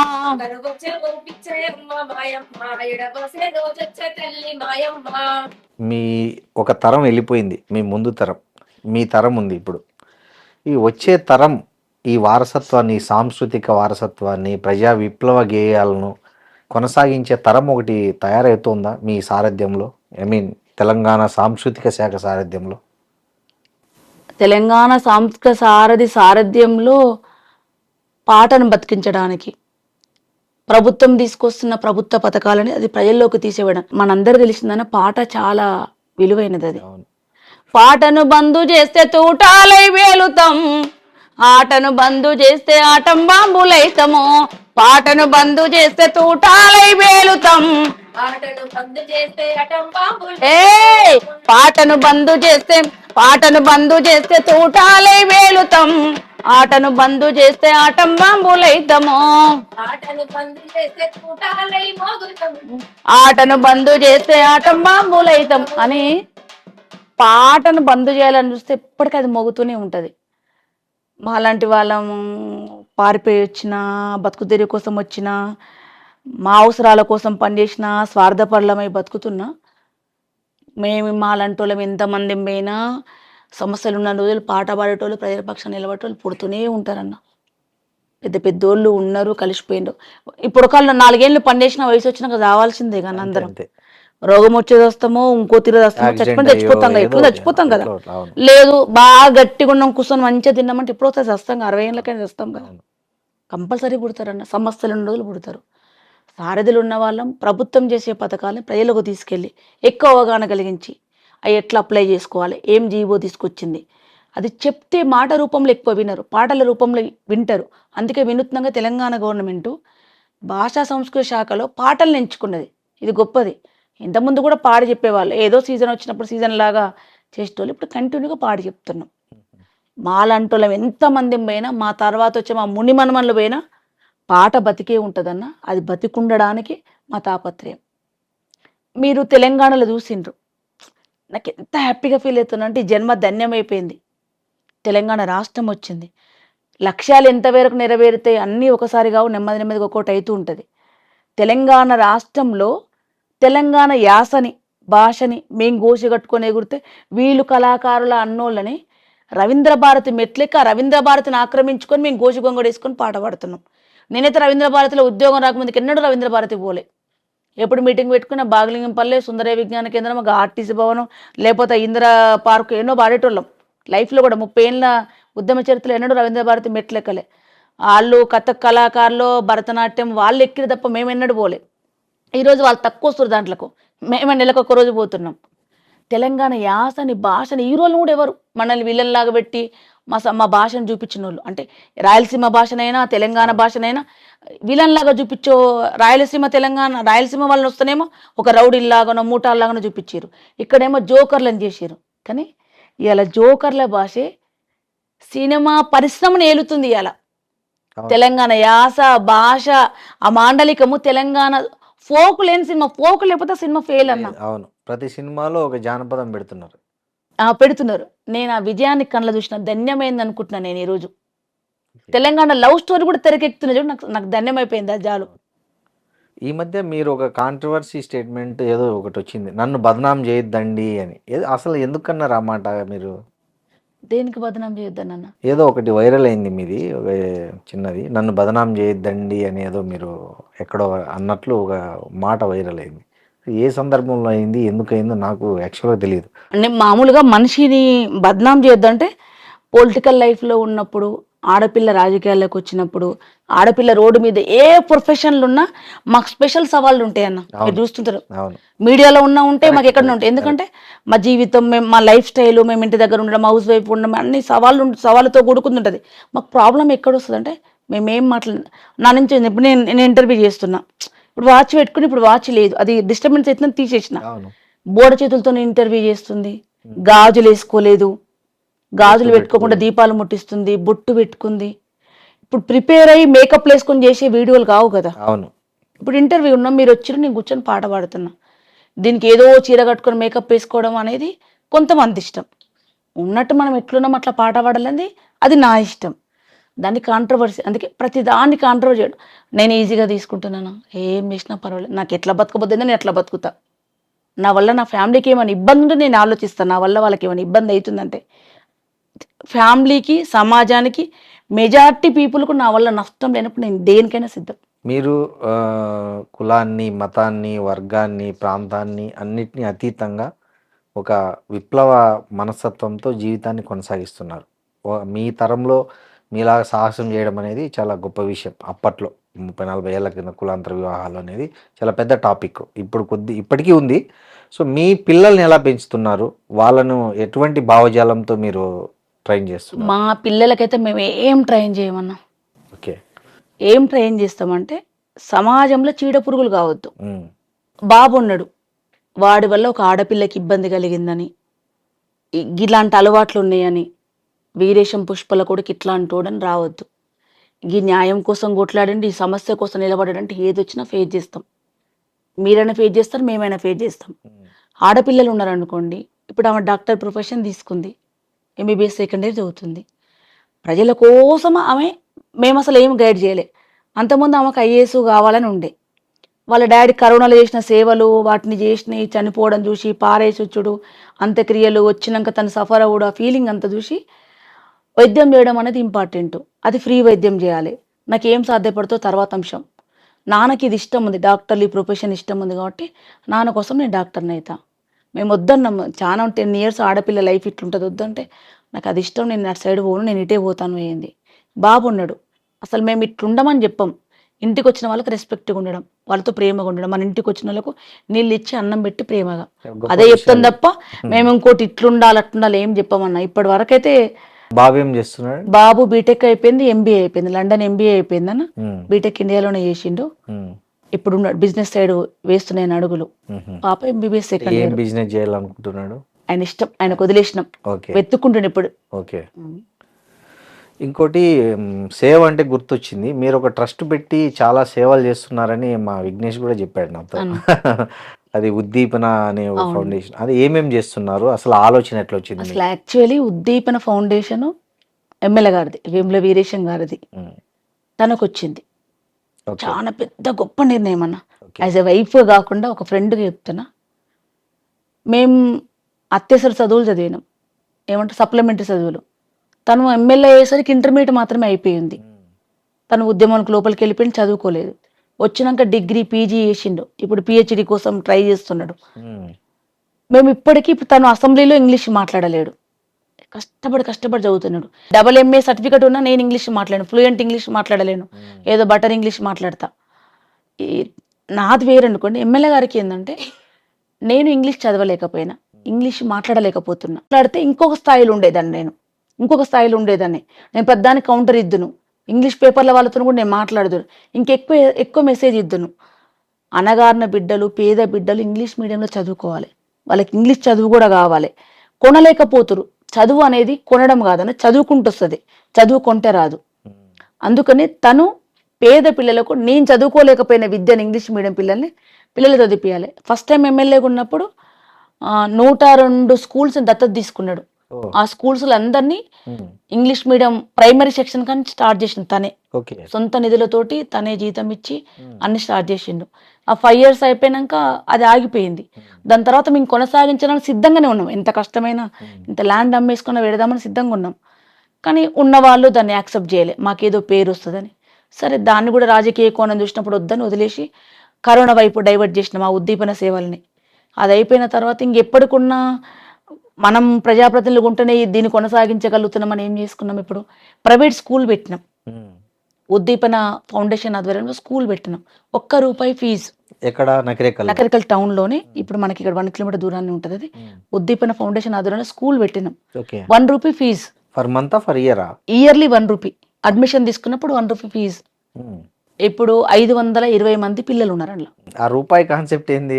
ఫీజు తీసుకుందాం, ఫీజు ₹1 ఫీజుతో ఉన్నది అని, ఫీజు లేదు అనే బదులు ₹1 ఫీజుతో పెట్టుకుందాం. ఆ రూపాయి వాళ్ళకు ఉండాలి, ఆ ₹1 కూడా వాల్యుబులే. మళ్ళీ డబ్బు విలువ తెలియకుండా పోవద్దు, డబ్బు విలువ కూడా తెలియాలి. ₹1 కంపల్సరీ ₹1 కైన్ తీసుకొచ్చి వాళ్ళు అడ్మిషన్ తీసుకోవాలి, తీసుకుంటారు. చాలా మంది వచ్చారు. దానికి ఒక కాన్సెప్ట్ కూడా ఏం పెట్టుకున్నారు ఎమ్మెల్యే గారు, మేము ఏం పెట్టుకున్నామంటే గవర్నమెంట్ స్కూల్ పిల్లలు తీసుకునేది లేదా స్కూల్కు, ఓన్లీ ప్రైవేట్ స్కూల్ పిల్లలు. అందులో ఫీజు కట్టలేక, గవర్నమెంట్ పోయి చదువుకోలేక, అలా చదువుకున్నాక కూడా తోళ్ళలేని పిల్లలు ఎవరు, నర్సరీ పిల్లలు ఎవరైతే ఉన్నారో వాళ్ళ కోసమని పెట్టినాం. 5th వరకు పెట్టినాం. లాస్ట్ ఇయర్ 5th వరకు 370 మంది ఉన్నారు అప్పుడు పిల్లలు.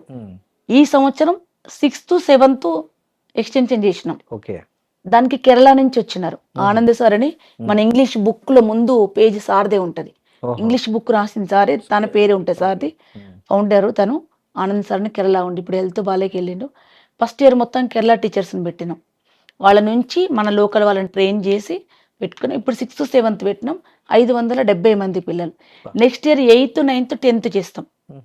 10th క్లాస్ వరకు ఉంచి అందులో ఉన్న పిల్లలు, పేరెంట్స్ లేని పిల్లలు, మొండోళ్ళ చెత్త అది ఏరుకునే పిల్లలు, అస్సలు బడికి పంపలేను ఇళ్ళల్లో ఉన్న వాళ్ళని తీసుకొచ్చి దాంట్లో స్కూల్ అడ్మిషన్ చేసుకొని, దాని కూడా కొన్ని ప్రామాణికాలు పెట్టుకొని తీసుకొచ్చి ఆ పిల్లలు అందులో పెట్టుకున్నాం. ఆ పిల్లలు ఉంటారు. ఆటో కూడా తోలలేరు, ఇప్పుడు దూరం ఉంది స్కూల్, ఇక్కడే టౌన్ ఎడ్జ్లోనే ఉంది. కానీ ఆ నుంచి ఇడికి వాళ్ళు సైకిల్ లేదు, బండి లేదు, వాళ్ళు రాలేరు. అట్లాంటి పిల్లల కోసం ఆటో కూడా పెట్టినాం. లోకల్లో 2 ఆటోలు, 2-3 బజార్లు ఉన్నాయి. పిల్లలు ఎక్కడే మెజార్టీగా ఉన్నారో ఆ పిల్లల్ని ఆడ ఉంటారు, ఒక ప్లేస్కి వస్తారు, పాయింట్ అడవి డ్రైవర్ ఎక్కించుకొని తీసుకొచ్చి ఆడ వినిపిస్తాడు. మళ్ళీ తమ్ముడు పొద్దున్నాక బయట గిరాకు తోలుకుంటాడు, ఈవినింగ్ స్కూల్ టైం కాగానే తీసుకుపోయి పిల్లల్ని స్కూల్లో తోలుస్తాడు. అంటే రెసిడెన్షియల్ మామూలు డే మామూలుగా డే స్కాలరే. ఓకే. ఫుడ్ మధ్యాహ్నం భోజనం పెడతాం, మీరే మనమే పెడతాం ఫ్రీగా. ఫ్రీగానే ఏం ₹1 ఫీజు అని ఏం ఉండదు. Books, uniform. Uniform, book, plate, bag, A to Z. Corporate school ఎట్లుంటుందో నకరికల్లా ఏ కార్పొరేట్ స్కూల్ లేనంత. ఒక బిల్డింగ్ ఒకటి నార్మల్గా ఉంది, దాన్ని కూడా చిన్నగా చిన్నగా చేస్తున్నాం. సిస్టమ్ కూడా డిఫరెంట్ సిస్టమ్. కేరళలో ఎట్లా చెప్తారో బుక్స్, స్కూళ్ళలో ఎట్లా బొమ్మలు చూపించి చెప్తారో అదే చదువు ఇక్కడ కూడా. మా పిల్లలు ఇప్పుడు వ్యాసాలు రాస్తున్నారు, ఇంగ్లీష్లో మాట్లాడుతున్నారు. ఒక 6th క్లాస్ నకరికల్లో ఒక ప్రైవేట్ స్కూల్, పేరు చెప్పొద్దు, ప్రైవేట్ స్కూల్లో 6th క్లాస్ చదువుకొని వచ్చిండు, వాడికి ABCDలు రావట్లేవు. ఒక 3 నెలలు స్పెషల్ క్లాస్ పెట్టి వాడికి అన్ని నేర్పించి మళ్ళీ ఇప్పుడు 6th క్లాస్లో కూర్చోబెట్టినాం. మాకు రానిది, మేము అందుకోలేనిది మాలాగా స్టేజ్ నుంచి వచ్చిన పిల్లలు ఉండాలి. మా పిల్లలతో పాటు ఆ పిల్లలు కూడా ఎదగాలి. మా తదనంతరం మా పిల్లల స్కూల్ చూడాలి.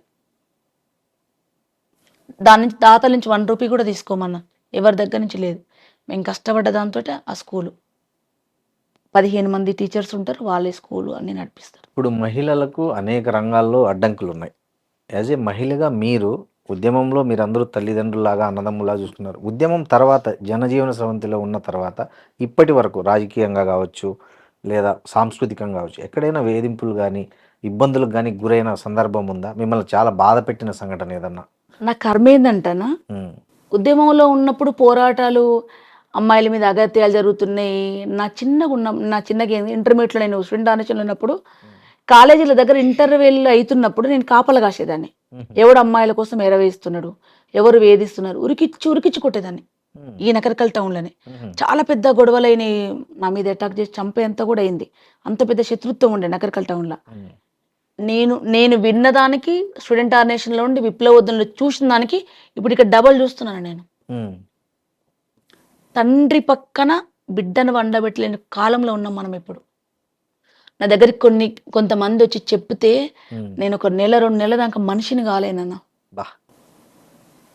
ఒక భార్య వచ్చి భర్త భార్యని విపరీతమైన హింస ఇక్కడంతా కాల్చేసి కొట్టి వాడు చేసి, వాడు తప్పు చేస్తాడు, ఈమెను తప్పుడు దాని లెక్కలు చూస్తాడు.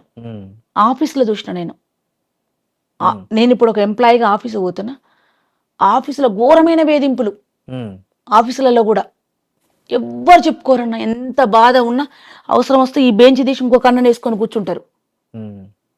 వేధింపులు అనేది సమాజంలో, ఎడ్యుకేషన్ అనేది ఏం మారలే. నేను సాఫ్ట్వేర్ ఇంజనీర్ అమ్మాయిలను కూడా చూసిన. ఆ అమ్మాయి పొద్దున లేచి 6 గంటలకు లేచి వండి అత్తబెట్టి మామ పెట్టి డ్యూటీ పోయి వచ్చి మళ్ళా వచ్చి వండి పెట్టాలి, భర్తతో పాటు జాబ్ చేయాలి. నెల జీతం రాగానే వాడే ATM గీక్కుంటాడు. కొంతమంది ఎంప్లాయీస్ ఉన్నారు, ఆమె జాబ్ చేస్తుంది ఆడపిల్ల, భర్త ఇంటి దగ్గర ఉండి రోజు తిరుగుతాడు, ATM కార్డు వానకానే ఉంటుంది, ఆమె ఉద్యోగాన్ని వేసేయడం రోజు ఇన్ని గీక్తాడు. ఎన్ని వేదం. ఇప్పుడు నేను నా దగ్గరకు వచ్చి చెప్పగలుగుతున్నారు, వినగలుగుతున్నా. ఇప్పుడు నా బాధ ఏంటంటే నేను వింటున్నా, నేను మాట్లాడదలనే పంపించేస్తున్నా. వింటే మళ్ళీ మానసికంగా ఒక వేదన, మాట్లాడలేకపోతున్నామని. ఏమీ తగ్గలేదన్నా. టెక్నాలజీ మారుతున్నప్పుడు హింస కూడా మారుతుంది. టీవీలకు అంకితమైనవి ఇంతకుముందు టీవీలో చూస్తున్నాం, 4 కూర్చొని చూసినాం. ఇప్పుడు మన దరిద్రం ఏంటంటే ఎవరి ఫోన్లో ఆడేస్తున్నాం. పెళ్ళమో పక్క మొగుడో పక్కన బెడ్ మీద వండుకొని ఎవరి ఫోన్ ఆడే. ఈమెకు హార్ట్ అటాక్ వచ్చింది, ఈయన చూస్తలేడు, ఈయనకు హార్ట్ అటాక్ వచ్చింది, ఈమె చూస్తలేరు. అంత పాడు టెక్నాలజీ కాలంలో ఉన్నాం మనం. వేధింపులు, అమ్మాయిల పట్ల ఇబ్బందులు ఏది మారలేదు. నేను తెలియని దగ్గర నన్నే వేధిస్తారన్న. మస్తుగా. ఇప్పుడు స్టేజ్ మీదకి పోతా, అదే స్టేజ్ మీదకి వీరేశం గారు ప్రోటోకాల్ మీద వస్తారు. కలెక్టర్లు ఉంటారు, RDOలు ఉంటారు, అందరు ఉంటారు. నాది సీనియర్ అసిస్టెంట్ స్కేలు, చిన్న జాబ్ నాది. నేను ఎక్కడ కూర్చోవాలి, ఇక్కడ కూర్చోవాలి. ఎంప్లాయ్మెంట్ రూల్ ప్రకారం నేను ఉండాలి, ఎవరిని తప్పు పడతలేను. ఎమ్మెల్యే గారు ఇక్కడ కూర్చుంటారు, ఎమ్మెల్యే గారు పక్కనే కలెక్టర్, ఇక్కడికి అందరు అధికారులు అందరు ఉంటారు. ఏం రోగం ఈమెకు, ఎందుకు పాటలు పాడుతుంది, ఇంత చిల్లరగా ఈ డప్పులు వేసుకొని ఇల్లు మడని తిరుగుతుంది, నా ముఖం పట్టుకొని.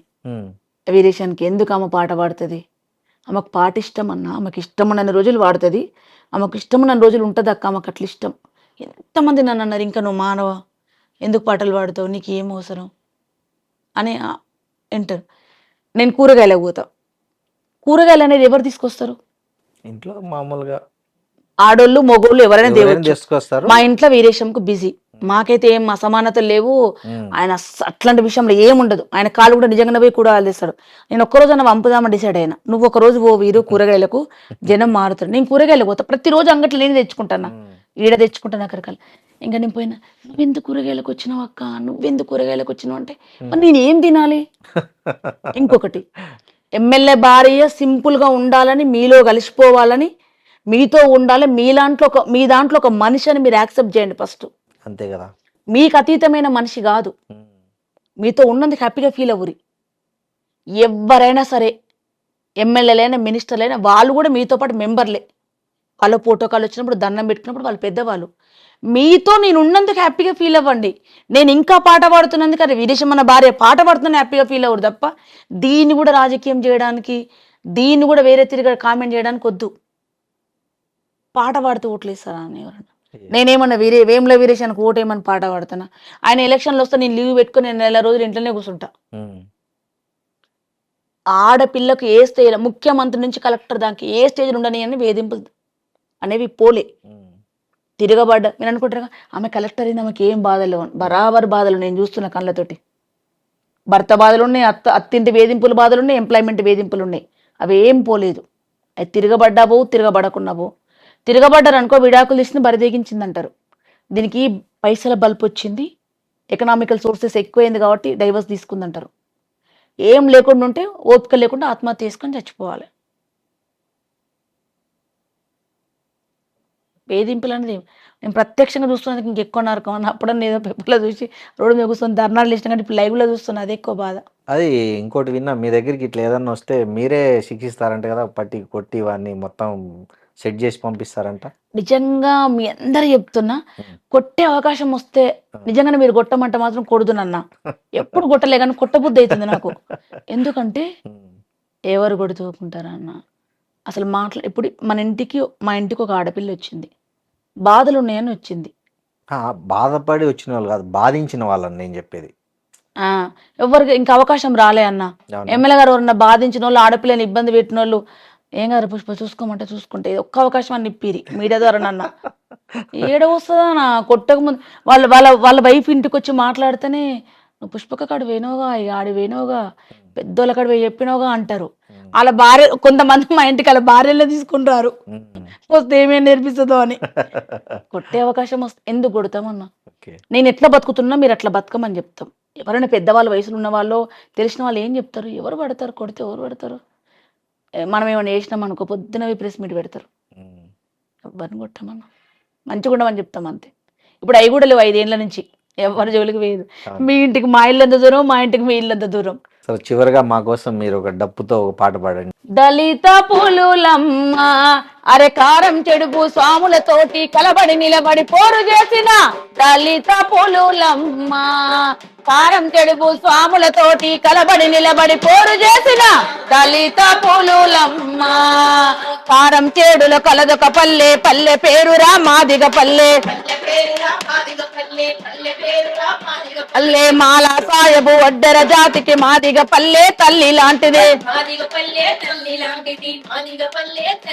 ఇది శరణు కోరిన శత్రువునైనా ప్రేమతో చూసే పేదల పల్లె. అరే తురే అని ఎవడన్నంటే మాట చక్కగా రాని అంటారు. కుర్చీలో కూర్చొని కాపీ దాగిన చల్ల దాగిన కమ్మదరులకే కడుపుల మంట దళిత పులులమ్మ.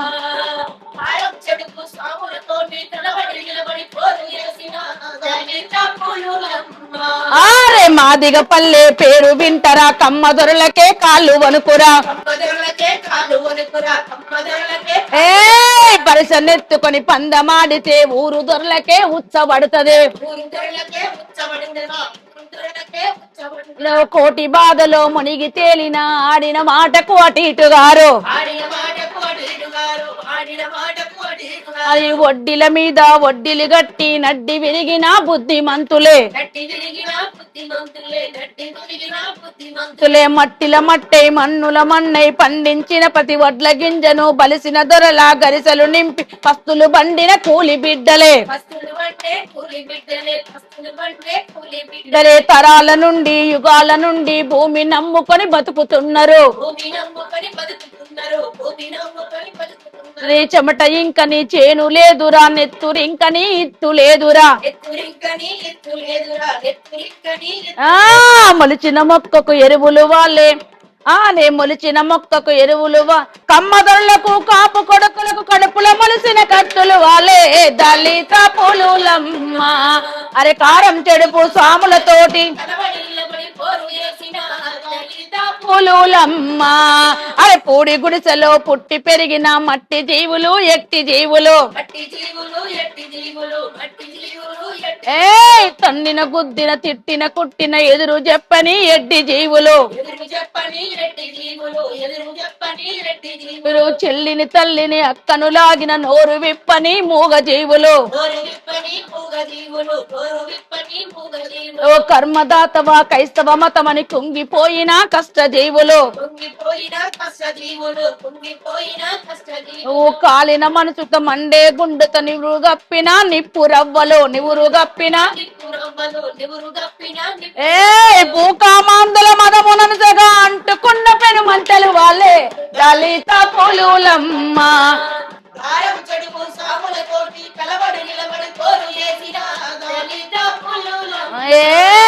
కోడలాంటి మరి కుర్రవాళ్ళు రా సాము నేర్చినారు చదువు నేర్చినారు రారే తురే అని ఎవడన్నంటే మాట చక్కగా రాని అంటారు అంటారు ఉన్న గుడ్డలు తెల్లగు తుక్కొని మల్లె పువ్వులా పల్లెలుంటారు అంటారు ఆస్తులు పాస్తులు లేకున్నా మాకు ఆత్మ గౌరవం ఉందని అంటారు అని కుర్చీలో కూర్చొని కాపీ తాగితే ఉన్న తొలకే కడుపుల మంట దళిత పులులమ్మ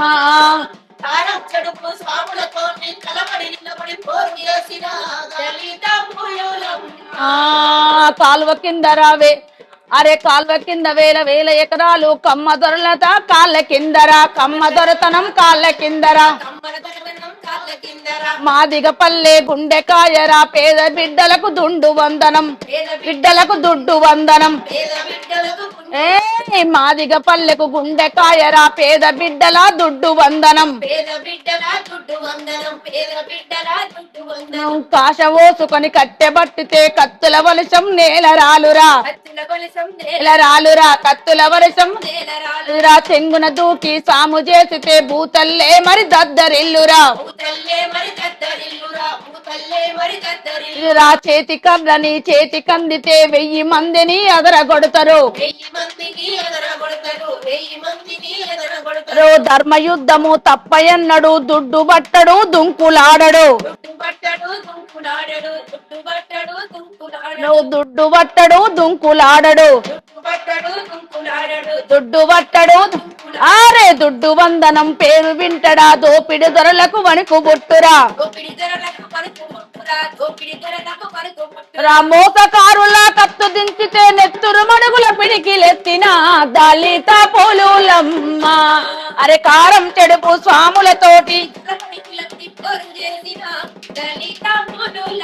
మారే దళిత పులులమ్మ అరే కారం చెడుపు స్వాములతోటి కలబడి నిలబడి పోరు చేసిన దళిత పులులమ్మ కారం చెడుపు స్వాములతోటి కలబడి నిలబడి పోరు చేసిన దళిత పులులమ్మ. Super, thank you. ఎక్సలెంట్ అక్క, చాలా బాగా పాడారు. థ్యాంక్ యూ అన్న. మీకు చివరగా ఏమన్నా చెప్పేది ఉందా మీరు? మెసేజ్ అంటే కళాకారులకు కానీ ఉమెన్కి కానీ ఏదైనా ఒక మెసేజ్ ఇవ్వాలనుకుంటున్నారా? ఒకటే మీ అందరినీ కోరుకుంటున్నా, మనుషులు మానవత్వం ప్రేమ వాటికి దూరమై పిల్లల్ని పెంచొద్దు. ఉమ్మడి కుటుంబాలతో పిల్లల్ని ఉంచడానికి మ్యాక్సిమం ప్రయత్నం చేయండి. ఉమ్మడి కుటుంబంలో ఉండలేము, మన ఆర్థిక పరిస్థితులు ఇబ్బందులు ఉన్నాయి, భరించలేము అనుకున్నప్పుడు కనీసం నాయనమ్మ తాతతోటి అమ్మమ్మ తాతతోని పిల్లల్ని ఉంచడానికి ప్రయత్నం చేయండి. ముందు నుంచే ఆడపిల్ల అవసరాలని కొడుకు కూడా నేర్పించి పెంచండి. ఆడపిల్ల బాధ, అక్క బాధ, చెల్లె బాధ అర్థమైనప్పుడు రేపు సమాజంలో వాడు చీడ పురుగు కాకుండా ఆడపిల్ల అవసరాలేంది, ఆడపిల్లకు నెలకేం అవసరం వస్తుంది, ఆడపిల్లకి ఎప్పుడు పెయిన్ వస్తుంది, ఎప్పుడు ఇబ్బందులు ఉంటుందని ఒక అబ్బాయిగా వాడు జాగ్రత్తగా ఉండి అమ్మని, అక్కని, చెల్లెని ప్రేమించిన వాడు భార్యను కూడా ప్రేమించగలుగుతాడు. అట్లా పెంచాలి. సమాజంలో కూడా దయచేసి పక్క వాళ్ళకి ఏమైతే మాకిందని ఎవ్వరూ ఉండకండి. ఆ సమస్య మన వరకు తప్పకుండా వస్తుంది, ఖచ్చితంగా వస్తుంది. ఎప్పుడైనా సరే మనకేమీ లేదు, మనకి ఏ సమస్య లేదని అనుకోవద్దు.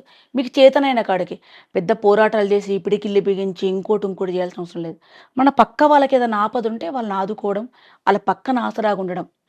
ఆడపిల్లలైనా మగపిల్లలు ఎవరైనా కుటుంబాలు ప్రేమగా పెంచమని, మనుషులు మానవత్వ విలువలతో పెంచమని, మతాల సంఘర్షణలు కాకుండా, కులాల కొట్లాటలు కాకుండా మనుషులుగా జీవిద్దాం. ఫస్ట్ మనం మనుషులం. నీకు నచ్చిన మతం, నచ్చిన దాన్ని చేయండి. కులంతో ఎవరం పుట్టలేదు. మనం పుట్టిన తర్వాత కులాలు ఏర్పడ్డాయి, చేసుకున్న వృత్తులను బట్టి కులాలు ఏర్పడ్డాయి తప్ప కులాలతో ఎవరం పుట్టలేదు. కుల అణిచివేత పోవాలని కోరుకుంటున్నా. నేను ఈ కుల రహిత సమాజం కావాలని కోరుకుంటున్నా. నాకు ఏ కులం లేదు, నేను ఏ కులానికి ప్రతినిధి గాను. దయచేసి నాకు ఏ కులాలు అంటగట్టొద్దు, నాకు ఏ కులం లేదు. నేను మానవ కులం, నేను మనిషిని. థ్యాంక్స్ అక్క, చాలా విలువైన సందేశం ఇచ్చారు. Thank you very much. Thank you అన్న. And for more videos, Please subscribe to iDream. Please subscribe to iDream. Please subscribe iDream. And please subscribe to iDream. For more videos, subscribe to iDream. please like, share and subscribe to the channel. Congratulations, iDream. Subscribe to iDream. Subscribe to iDream. So subscribe to iDream Media. iDream team అందరికి huge congratulations. Please subscribe iDream Media. Please subscribe to iDream. Subscribe iDream. Please subscribe to iDream. iDream అంటే నా కళల ఛానల్ను subscribe చేసుకున్న నోరు తిరుగుతలేదు. మీరైతే గంట గుర్తు కొట్టండి. For more such videos, please subscribe to iDream. Subscribe to iDream. Please subscribe to iDream. Please subscribe iDream Media. Please do subscribe to iDream. Please subscribe to iDream Media. For best entertainment and information, please subscribe iDream. And don't forget to subscribe to iDream.